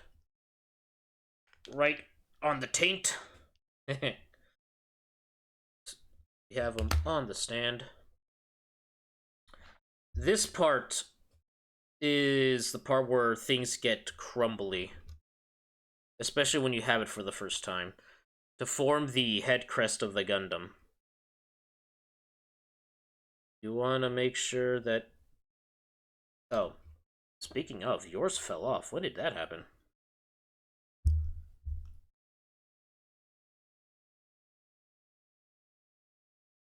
In hindsight, I probably shouldn't have done this, but so you want this here, and you want the other one in as well. It's not even like a rubbery feel. It almost feels more like clay, like dried clay, like a ceramic of some kind. If that's the word I'm thinking of. Yeah, and we've got basically the same it's just more acute, I suppose. And then we have this red piece from earlier. We're gonna put it right there. Now all of this together should look like so. And this is gonna slide into, basically they got in their tabs, this like collection of like the yellow and blue is gonna slide into a hole right above the eyes would be. And you just gotta slide it in there, give it a little pressure. In my first few times of doing this, the crests were like not snugly put in there and a little out of alignment. Sometimes you gotta take a few tries to figure it out properly, but whatever. Lastly, the rest of the Dark Gundam proper. He just basically these grooves meant to accommodate that part. Just put them in like so. And he should fit in pretty stable. That being said, this figure is not very stable. In fact, everything is very loose. But due to the fact that I frequently, and by frequently, like maybe like once every other month, hell, not even that, like I think I do it like once a season. I swap this guy's like form from mobile armor to mobile suit mode. Just gonna make sure that I've got it proper stance that I like, make sure everything is nice and snugly tight, and voila, just, yeah. Dark Gundam. I just thought this thing was so rad. This thing was really badass. Like, just the nightmarish, like, monstrous feel to it. Like, it was so unlike any other Gundam. Like, well, the show, G Gundam, was just so unique. They just went into places that, like, I don't think any Gundam show would ever go into. Like, this thing was some straight-up body horror imagery. Like, this thing, like, took and, like, mutated and twisted people for its own weird, bizarre desires, because it was basically injured and well, you know the rest. But yeah, this is a Dark Gundam. I love this thing. I'm really glad that I went out of my way to get it for myself.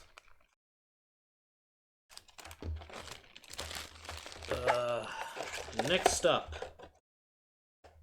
is a double whammy. And I should dust this. An Alicon and Thundercracker. Now I'm gonna be real. I think I got Thundercracker first. And I actually just found him one day in a Target for like 20% off, and I was like, you know what? I'm gonna pick this up. It was like the first time I got a Transformer toy in like a decade. Yes, I believe this is Fall of Cybertron 2019, 2020. Thundercracker from the Netflix show, not the game. This is from the Netflix show. Was it Thundercracker who died or Skywarp? I don't remember. Suffice it to say, this is the classic Cybertronian seeker jet. You know, alien robot, you know, vehicle mode. And his transformation is actually pretty simple. It actually took me a bit to figure it out, but it just really confused me at first. I'm not gonna lie. I didn't know that I was supposed to move it in a certain way. But it was like, yeah, no, you just grab it and move it like that.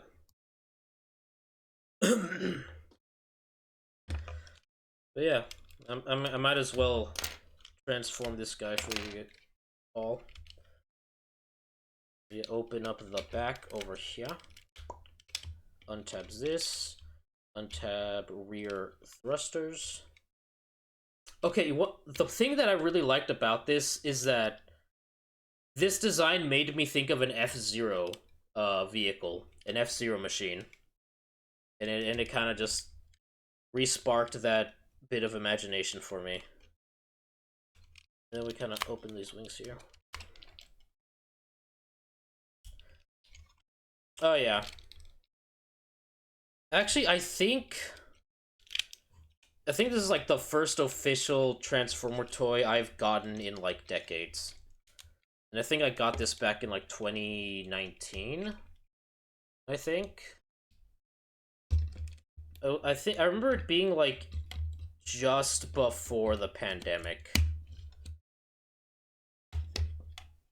Or just I don't remember.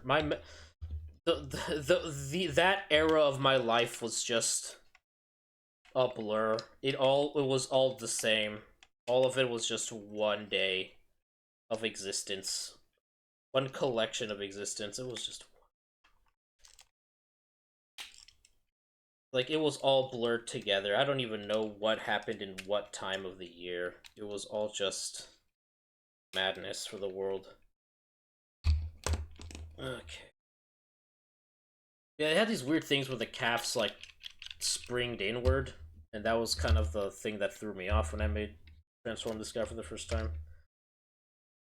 And then I like to keep it old school and have his null rays on his shoulders. Boom, classic Thundercracker. It's kind of hard to see, but like for some reason they gave this Thundercracker like a smug grin on his face. It's never gonna zoom in. But yeah. Here's your Thundercracker. Make sure that he's standing well here. Do that. Okay, here. And now we're gonna have an Alicon. Ever since I saw the Transformers movie, I always wanted to have one of these guys. Like, I've never seen... Well, okay, that's a lie. The first Beast Wars Megatron I had, he turned into a crocodile. But, like, I was like, wow, it's a crocodile Transformer. Like, that's not something I see a lot. So I was like, I really want to get one of these. And decades go by. This toy line releases, and I'm like, ooh, I have an opportunity to buy one of these guys. And honestly, this thing is really cool. I actually really like this one. Boop, boop.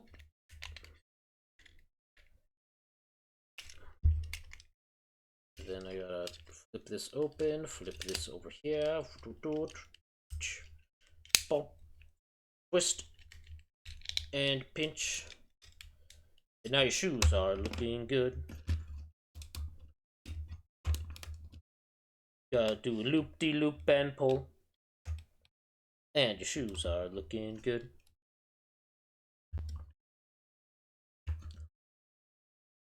Woo! Alicon. The Ba Weep Grana Weep Ninibon. And then you came with a spear. And I guess you can use... I don't know why this was necessary. I could have gone without the sword tail. I would have just been fine with the spear. Boom. The Unga. Ready to Unga Bunga.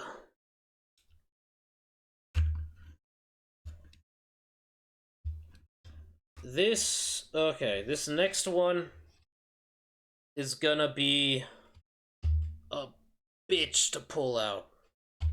But I'm gonna try. He's behind one of the monitors. Oh, God, this guy collects so much dust.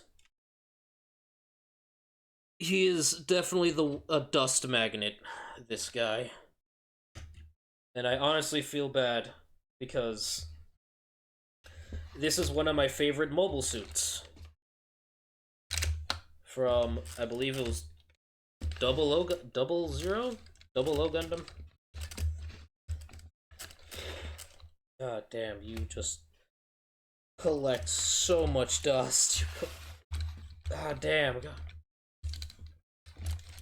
Okay, hold on a second. I'm actually like trying to dust this thing off because I feel bad seeing this thing be so dusty. Ad break. Okay, hold on. Let me get you in a better pose. I could transform this thing back into its mobile armor mode, but I kind of am meh about it. Because despite me getting this guy maybe 5 years ago, this thing is kind of old, and it shows. Because this was definitely a used figure when I got it. See, here we have the Reginant, the Reginante.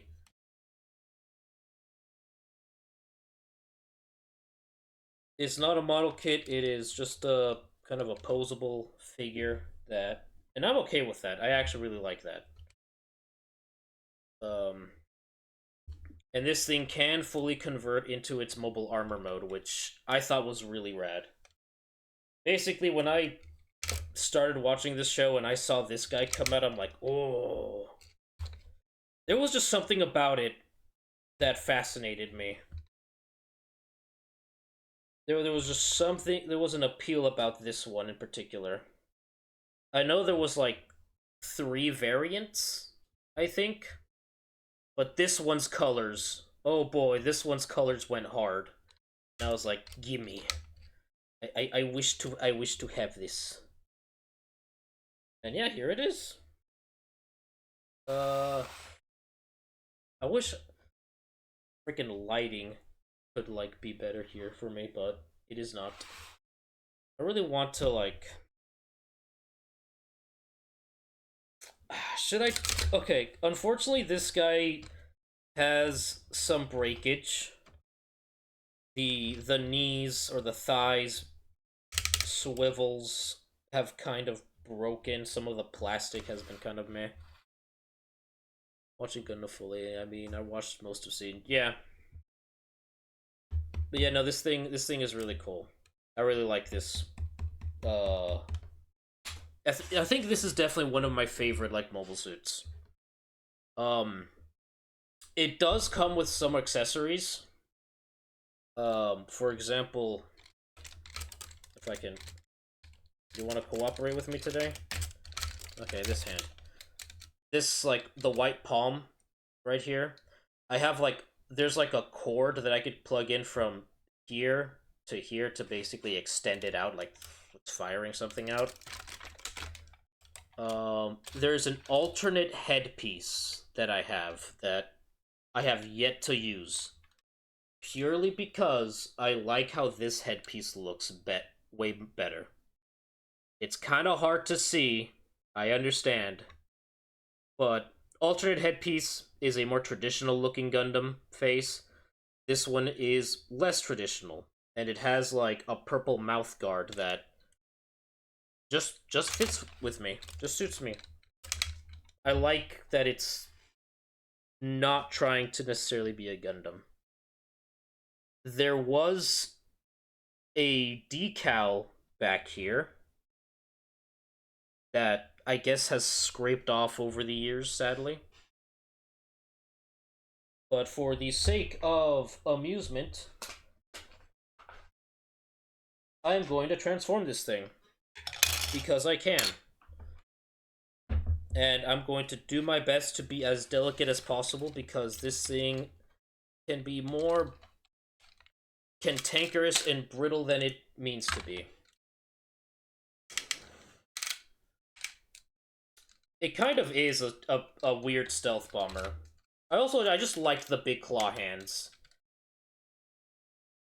I mean, if you've seen the big, Unspeakable Man design, big claw hands, thumbs up. Having big meaty hands, yes. Mostly because I identify with just having big fucking hands, as you can kind of see right here. Alright, first, remove this from the base. I'm gonna wipe this down as much as I can. Dismantle the base. Move this one. Put this one in here, because this is basically going to be a base that is meant to hold it in its whatchamacallit.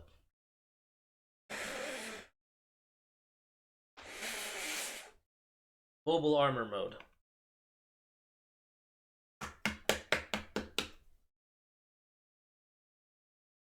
Need to get in there more, whatever. That there. I want it it's got a bunch of peg holes, and I want to actually set it to the far back.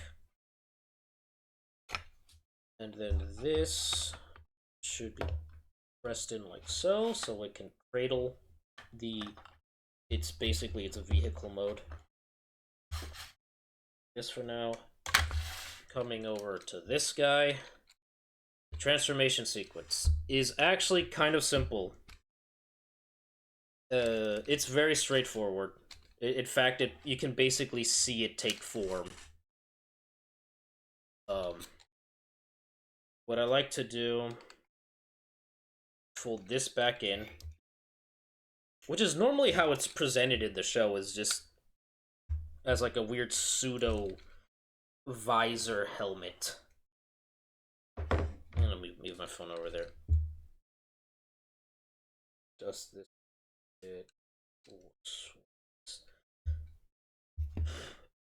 Oh wow, thank you, son, for showing me a world of dust that I have not even seen before. Okay. So we fold that in, and what we do now is we basically want to take all of this. Why is this rubberized? Okay. And just... Oh yeah, there's like a gun over here. I push it in, and then we fold this in. This arm, as you see, it is segmented. We're going to basically slide this in here, and try to put this really hard, but we want to push it in. A little spooky, just to make it one flush wing. Second verse, same as the first. God, that joint is really tight and old. Oh, I hate that sound. Boy, I do not like that sound. Finally, these leg pieces, which is kind of hard for me to do, but you can obviously see that you're gonna see how I've kind of broken some of these pieces here. Push it in. These thighs, you kind of want to have it this? No, like this. Bend it knee up. It's good. There's like a groove that you want to slide it into. Hold on, let me... readjust this into here. There we go. Second verse, same as the first. Then shoe goes in. This pops in, slides into here. And then we kind of just want to make sure the legs are moved in like that, tucked in that way. Flop it over like a pancake, and this is more or less the mobile armor mode. I want to at least straighten up the fingies, because the fingies are technically used are more used like missiles than actual like grasping appendages while in this mode, because they can detach, and like I said, they can be used as like fingy missiles, like some sort of weird Mechagodzilla. I'm just gonna kind of clean you up a little bit as much as I can. And this is the mobile armor mode. This thing is really big in the anime. Like, compared to a normal Gundam, this thing is like I would say 2.5 times the size of like the Protags Gundam, and is big. These are big dudes. It's a big dude. But yeah, I think they only made 3 of these in the show, and like I think this one actually gets destroyed at some point, which sucks because I really like this one. And then we just plug it into the base.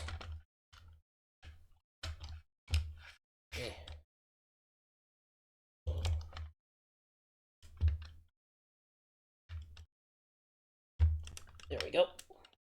I just gotta... Oh, I hate this part. Okay, hold on. Yeah, no, it's all fumbling. No, you still don't.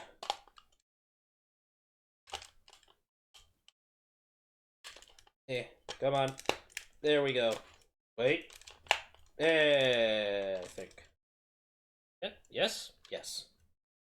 I want to adjust.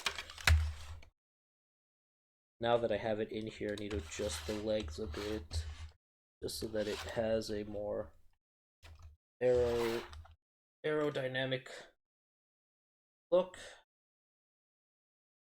And I wish I could get the lighting of the sun to like show up here on screen.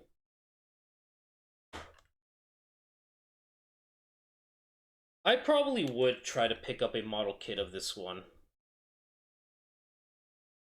Honestly, this thing would be, like, as it is, I think this could be... I feel like if it was exactly this size, if a model kit was exactly this size, I think this would be a high-grade kit, actually. I think it generally would be a high-grade kit, because this thing is actually pretty big in comparison to its peers. Look, I don't even want to know what a freaking master grade one is gonna look like. Yeah, no, I love this thing. It's a little brittle, a little clunky, and kind of old. But this is one of my favorite mobile suits. The Reginant.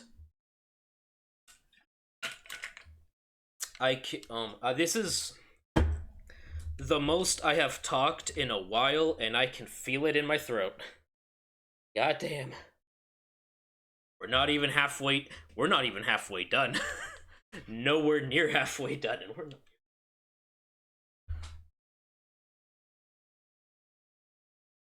Okay. Try to put you back in the corner in a way that is okay and accessible and presentable. I just took a sippy, so thank you anyway. Okay. Next up, we're going to show some other beans that you may or may not have seen. Black Dragon. It's a black dragon, a little black dragon mini dude. Little buddy, little pal. An official D&D product of Up. Oh, you can't really see it. Go into your corner, who... Yeah, this is just a black dragon. This is a black dragon. It's just a little guy. Black dragons are effectively my favorite dragons of D&D. I love their design, I love their aesthetic. I love that they're effectively just flying alligators. They're flying crocodilians is basically what they are. They're semi-aquatic. They live in swamps, marsh jungles, mangroves. This is basically a tiny representation of a D&D character that I have named Yogg-Zunkal. And I love him to death, and this is basically like having a tiny Yogg with me. Yeah. Don't have much to share or add, but yeah, he's just a little guy. A little guy. Oh god, the sun is moving. We gotta move fast. There's absolutely no way I'm going to be able to transform some of the next guys. Tiny Cho'Gath. I got this of Christmas of last year, I think. Cho'Gath was basically my main in League of Legends. Sorry. He was my main in League of Legends ever since like 2011, 2012. And he's been with me since. This little guy I got from Christmas of like a year or two. No. 2019. No, it wasn't 2019. I got this from like 2021, I think. Is there anything like a ceiling light? No, there's no ceiling light in my room. As much as I would like to have one. Unfortunately, this is what you get as far as lighting is concerned. But yeah, Cho'Gath. Next, you've all seen him before. We build this guy on stream. Our Predazord, the Gao Hunter. This guy has not left my desk since. I finally figured out how to properly move that head without causing too much issue. And since then, I pretty much... Well, the only other issue I have is the connection of the hilt into the alligator tail. Way too tight. Is way too tight, and I sometimes fear snapping something. So I try to kind of limit how I mess around with this guy. But I fucking love this thing. It is... I think the Predazord was one of my favorite Megazords in all of Power Rangers. And by proxy, Super Sentai. It was just really cool. I liked its design. It was just 3 cool, like, Zords that made this one cool guy. I loved the alligator, I loved the wolf, and I loved the hammerhead shark. I thought it was really cool. To this day, I still believe that because the alligator Zord makes up the majority of the... because the alligator Zord makes up the majority of the Megazord build, the freaking Eric or whatever, the 6th Ranger should have been an alligator ranger, not a wolf. Whatever. I mean, the wolf is the head, but...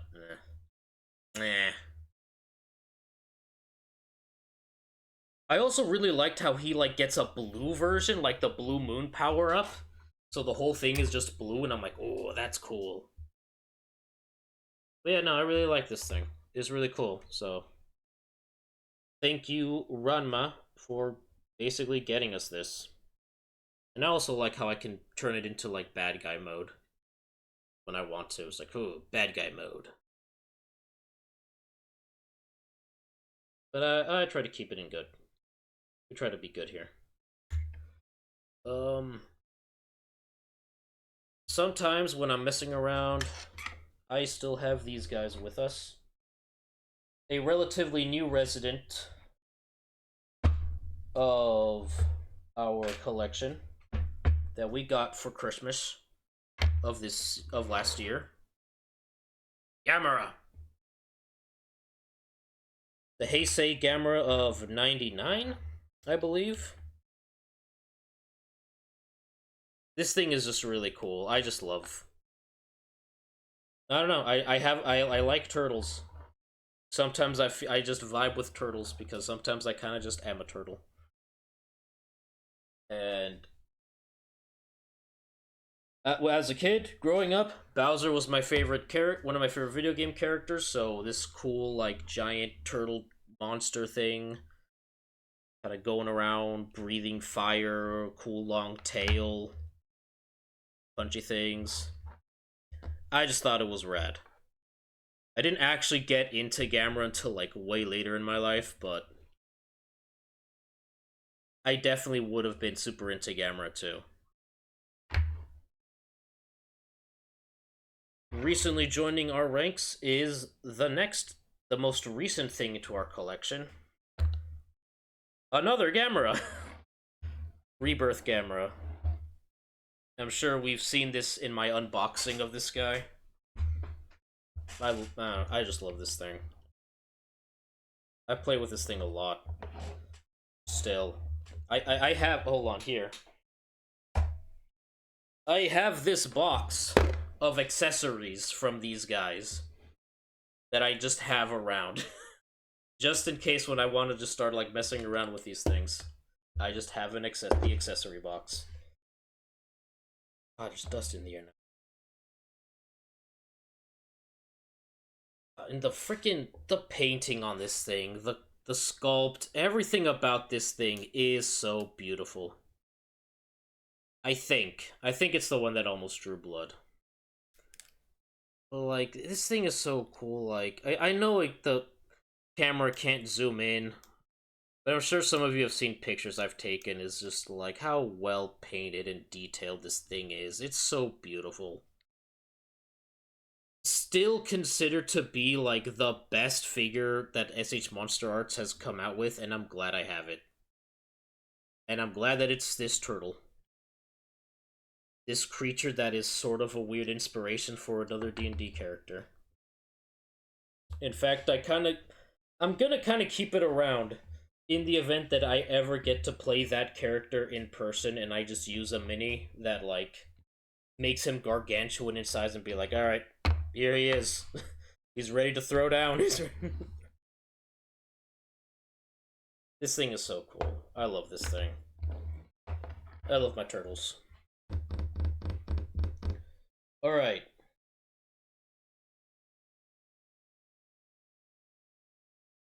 So, desk is over, which means we got to... Do we want So we have a few options. We have Kaiju, Transformers, and I guess Marvel, or symbiotes specifically. What are we feeling more of?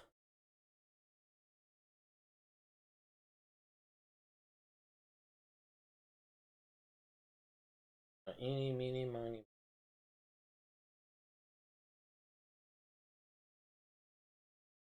Oh wait, no, it's... Oh yeah.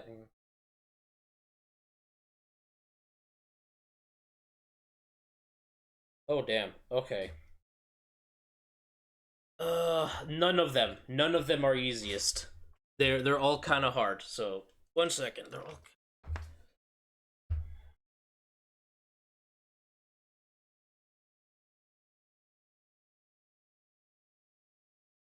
More light.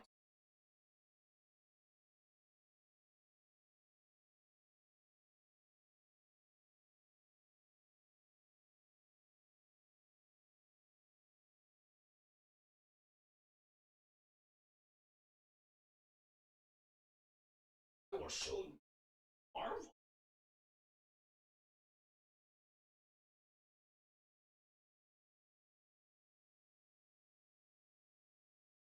Oh, I need to dust these guys off too. Oh, there he goes. Up there. Marvel. Marvel. I had these guys in very specific poses, and I don't feel like really articulating with them too much.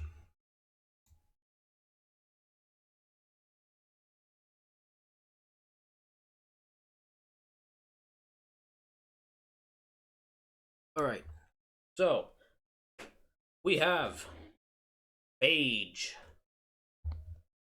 One of the basically, I pretty much got the entire like I think like maximum Venom Build-A-Figure line. So yes, there is a Venom pool back there. So we got Phage, one of the old school Life Foundation symbiotes. We got the weird, we got Morbius, which is the only figure in this line that I could not care less about. I don't know why they put Morbius in here. He literally has no place in everybody else. He's here. There's Morbius. I got these guys back in like 2020 during the pandemonium. We've got a Gwenom right here that I'm kind of dusting off just to make sure that she's looking as presentable as she. Yep. Gwenom. She's looking pretty nice. At some point, I do want to like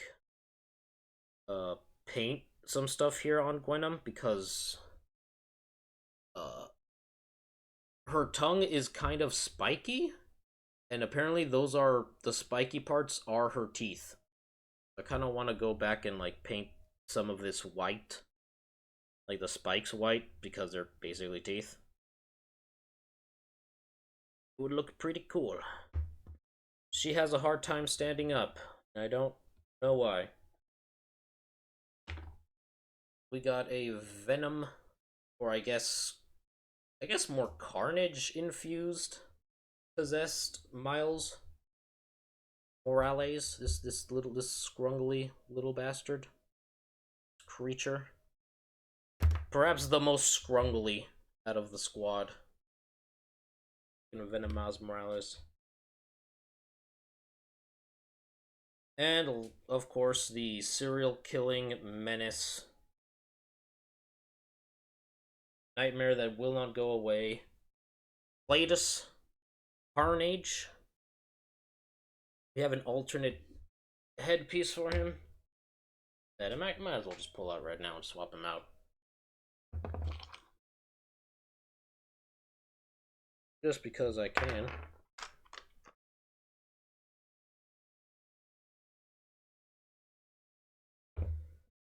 Just gonna up, snap that in, satisfying. So, classic Carnage. These guys basically make up this end table that I have over here. That's basically the Venom sector.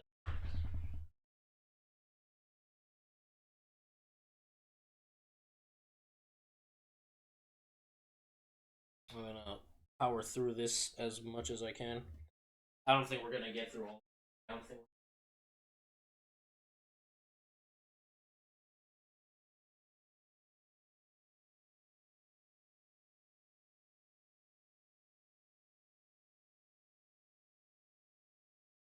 The big chunguses. Venom pool.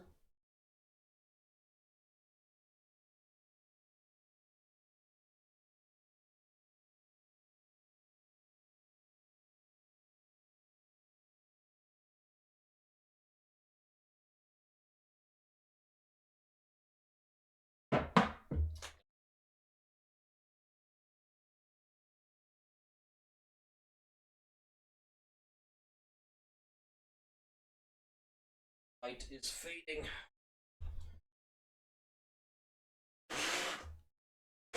Why keep them, you ask? I literally don't know. I just do. Maybe it's because I'm kind of a completionist. Maybe it's because I kind of like to keep things. I don't know. It feels ungrateful of me to just throw things away sometimes. It feels. Yeah, we have Venom Pool, who is honestly really cool.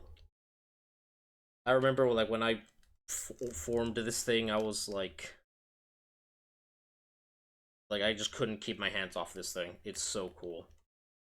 And it just looks so good. Like, just the details of everything. Unfortunately, I had to do some modifications of my own. Because his hands, his nails, were... Basically, his hands were just one unified red color. So I went out of my way to paint these myself.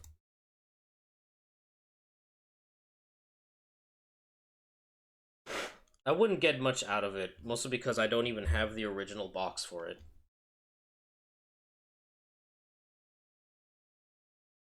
Oh god. And unfortunately, due to being outside, kind of hard to get some of the dust off of the painted nails. They really stick to it. And I'm afraid to use some sort of alcohol or whatever because it's just gonna freaking wash the paint off. It's just gonna... Oh, this is just an unfortunate casualty of that. Like this dust that just will not fade away. But yeah, no, we painted these nails on this guy. They look really nice. I'm really glad that I chose to do that. Such a really cool solid figure.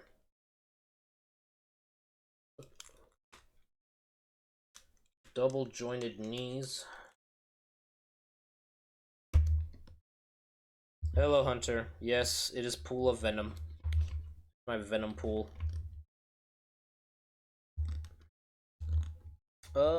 He has...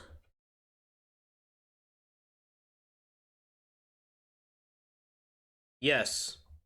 Somehow dust has settled onto, like... It's gonna be hard to see. Like, unless you really focus in on it in person. I don't know how well I'm gonna even pick it up on camera, but, like, there's just dust that's somehow just stuck onto the fingers and fingernails, and it just... is just there. I can't do anything about it.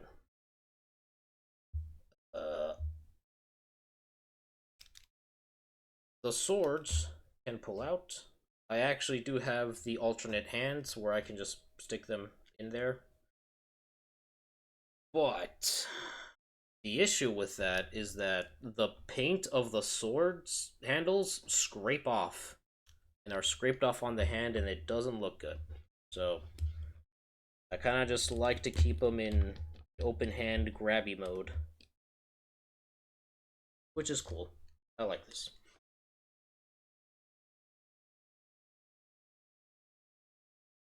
The last cool thing of the Venom list is my favorite boy, Toxin.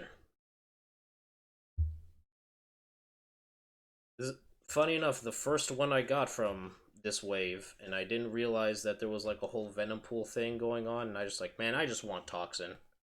He's my favorite one. And this guy also, unfortunately, collects a fair amount of dust, and it's all on the tendrils, these tentacle things that can sometimes pop off. A lot of dust is collected on these. But, even so... Hell, this thing is even based off of, like, a Build-A-Figure model. Of, like, an old Venom Build-A-Figure model. But they just repainted it, retooled some of the stuff, gave it a new headpiece. And this thing looks so cool. It looks so good, and I love that I have like a tangible figure of Toxin that just looks this good. And the best part, well, god damn it, not you too. The other cool thing about this figure is just like the Venom pool. And yep, now I have dust stuck there too. Same with this one.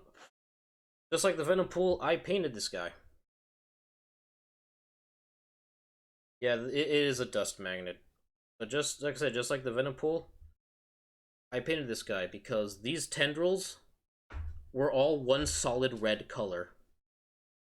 Which does look kind of cool as like just like this frenzied mass of like, oh, he's getting mad, he's gonna go feral. But like when you really look into it, there are like mouths. There's like actual like little mouths and stuff around, and I was like, you know what? I want to paint those. So I actually manually painted each of these like extra mouths that were there. And I was hesitant at first. I didn't want to do it. But I'm really glad I did. Because they just stick out and it just looks so cool. Like, I might take pictures with these guys again at some point. But damn, these things are really cool.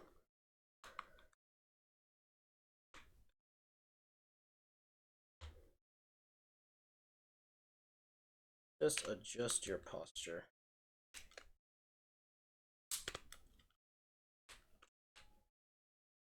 Yeah, it looks really good. I really like this thing a lot. I like it.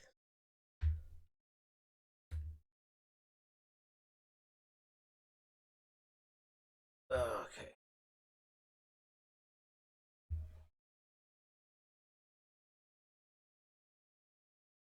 What time is it? 6. The light is fading, but we have ways to remedy.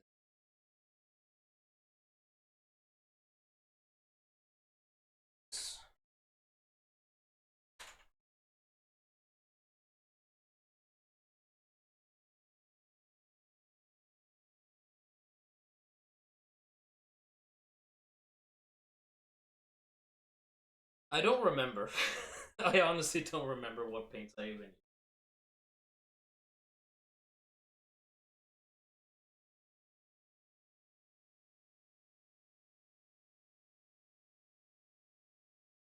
Yeah, whatever.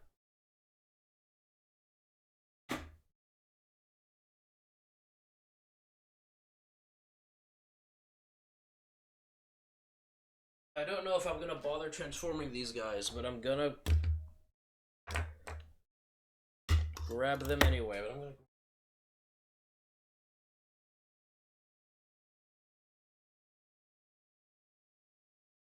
Oh. Oh damn, this is a lot more dusty than I thought you were, my bad. Okay. Here we got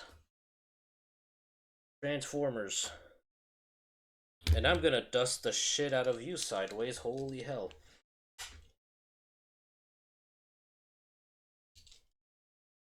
Are quite the offender of dust.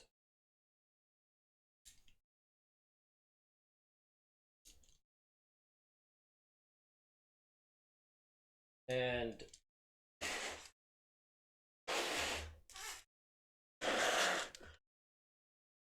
for the black nails, I used Citadel paints.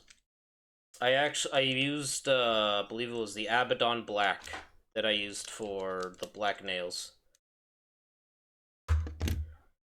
Okay. Let's go over these guys one at a time. I don't really want to transform this one because I actually still can't figure it out very well. We have Scorponok. Scorpone time. Little pinchies. We've got Tarantulas. From the Legacy toy line. And then we've got classic Beast Wars transmetal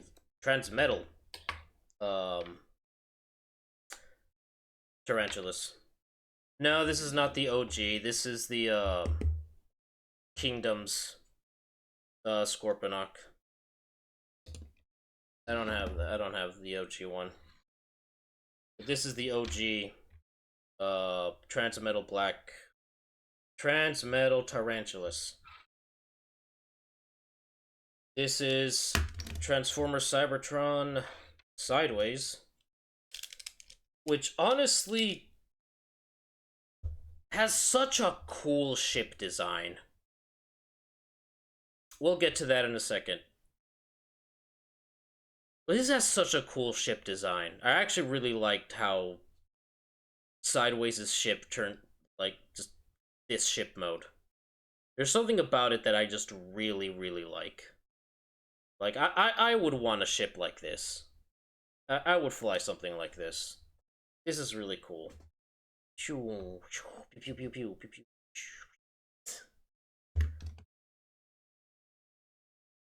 Then we have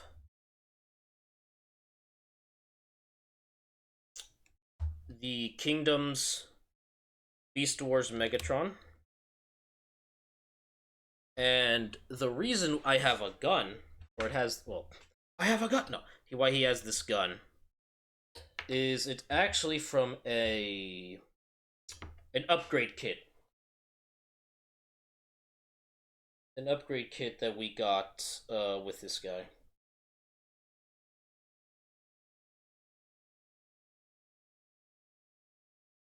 I will demonstrate in a moment.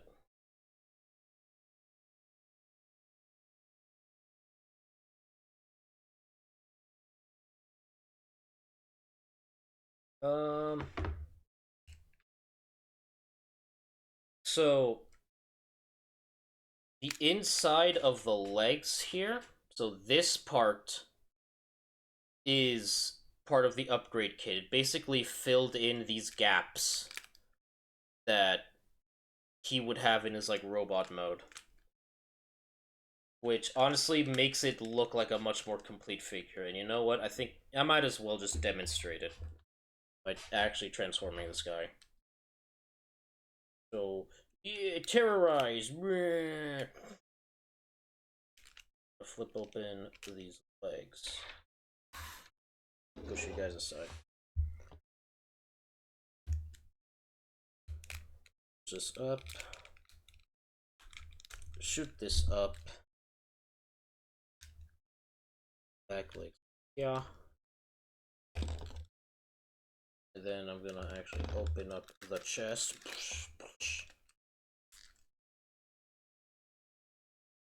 Oh, I want to snap this open. Turn you around.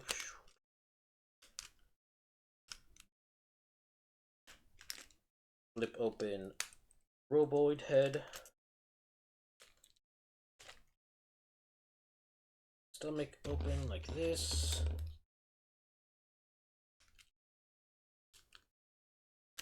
Snap this here.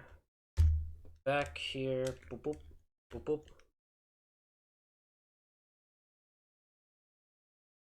The rubbery plastic, it does feel a bit weird. Understandable. But I personally do kind of like it. I just hope that it lasts in the long run. Because this is kind of a neat design. It is kind of a neat way to really show a difference between their robot mode and alt mode of having this leathery texture to their beast modes. To, like, really feel like they turned into a living animal. The tail, I have to split open like so. I always have a problem with this corner right here that just, like, does not want to, like, cooperate with me. Sooner or later, it does. flip this around to make a weird pinchy. Oh, I messed up. This...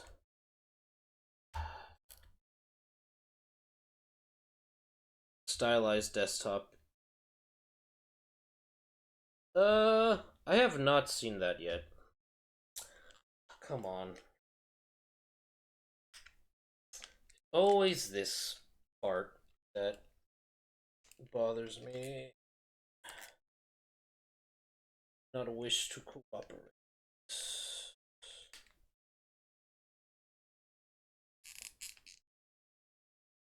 There we go.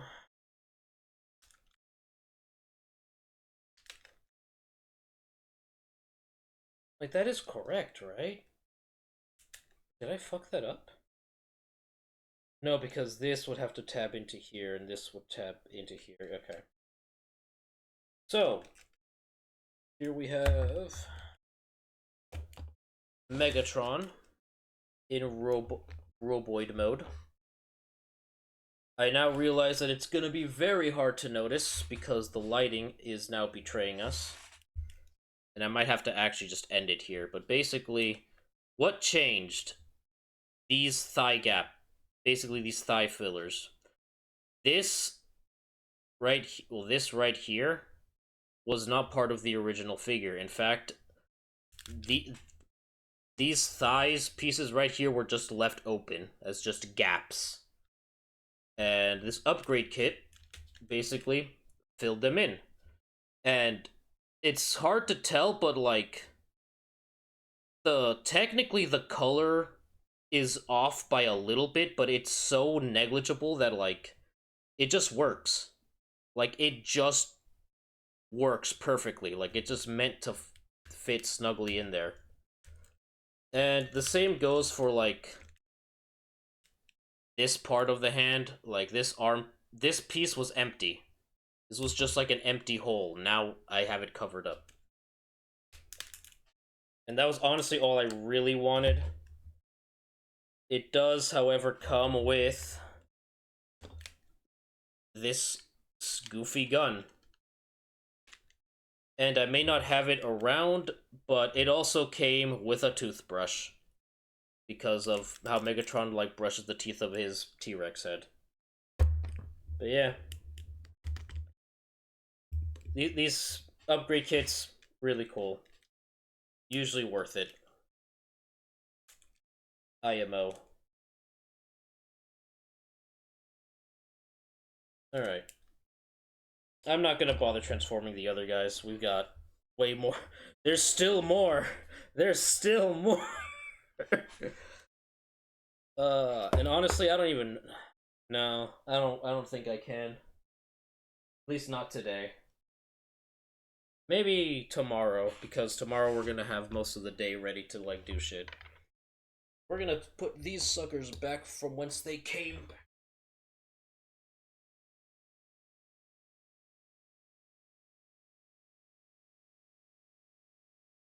Back into the darkness. The depths.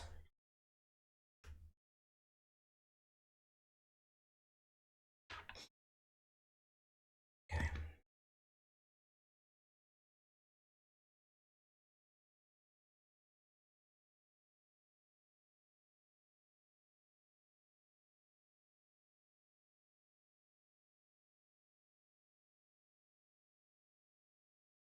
Okay.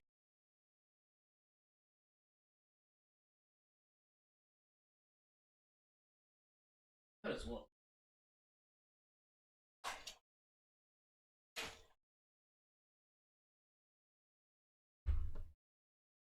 Been at it for over 3 hours.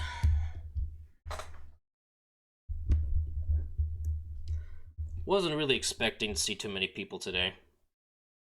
We got quite a few people came by for the Final Fantasy portion, which is understandable.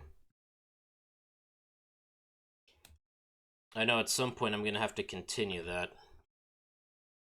I was wanting to do the Digimon and the DCUO, but I'm tired. I think a lot of that took This is the wind out of me, and I have talked way longer than I normally talk.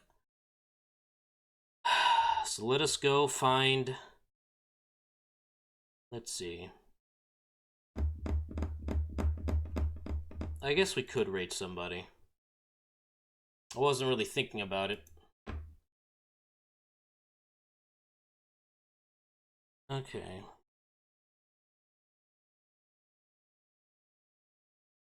Oops, I did not mean to do that. What did I just... Okay, no, it doesn't matter. Who do I want to go see?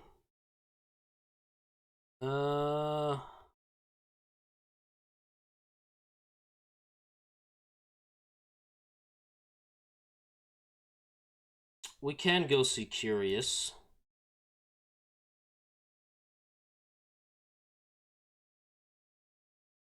I can go see Akami.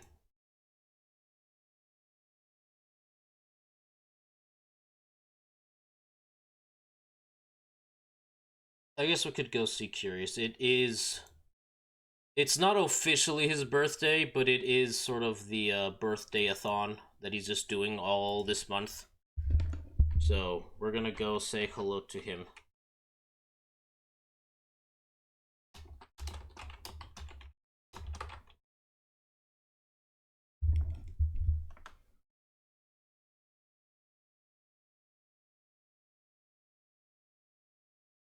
I've got nothing.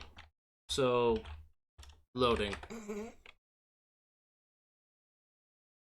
Alright, tomorrow we're gonna come back with Gaming Like a Sunday Morning. There's a decent chance it might be Final Fantasy, just because we've only got like a few days left, and I might as well make the most of it. I probably will start with, I might start with showing off a bit of the collection. Just because we have the maximum daylight available. Hope you guys come by and just chill and vibe with us. It'll be nice. I know some people probably won't be awake, but we're gonna do it anyway. Alright guys, you all take care. Go be good to Curious.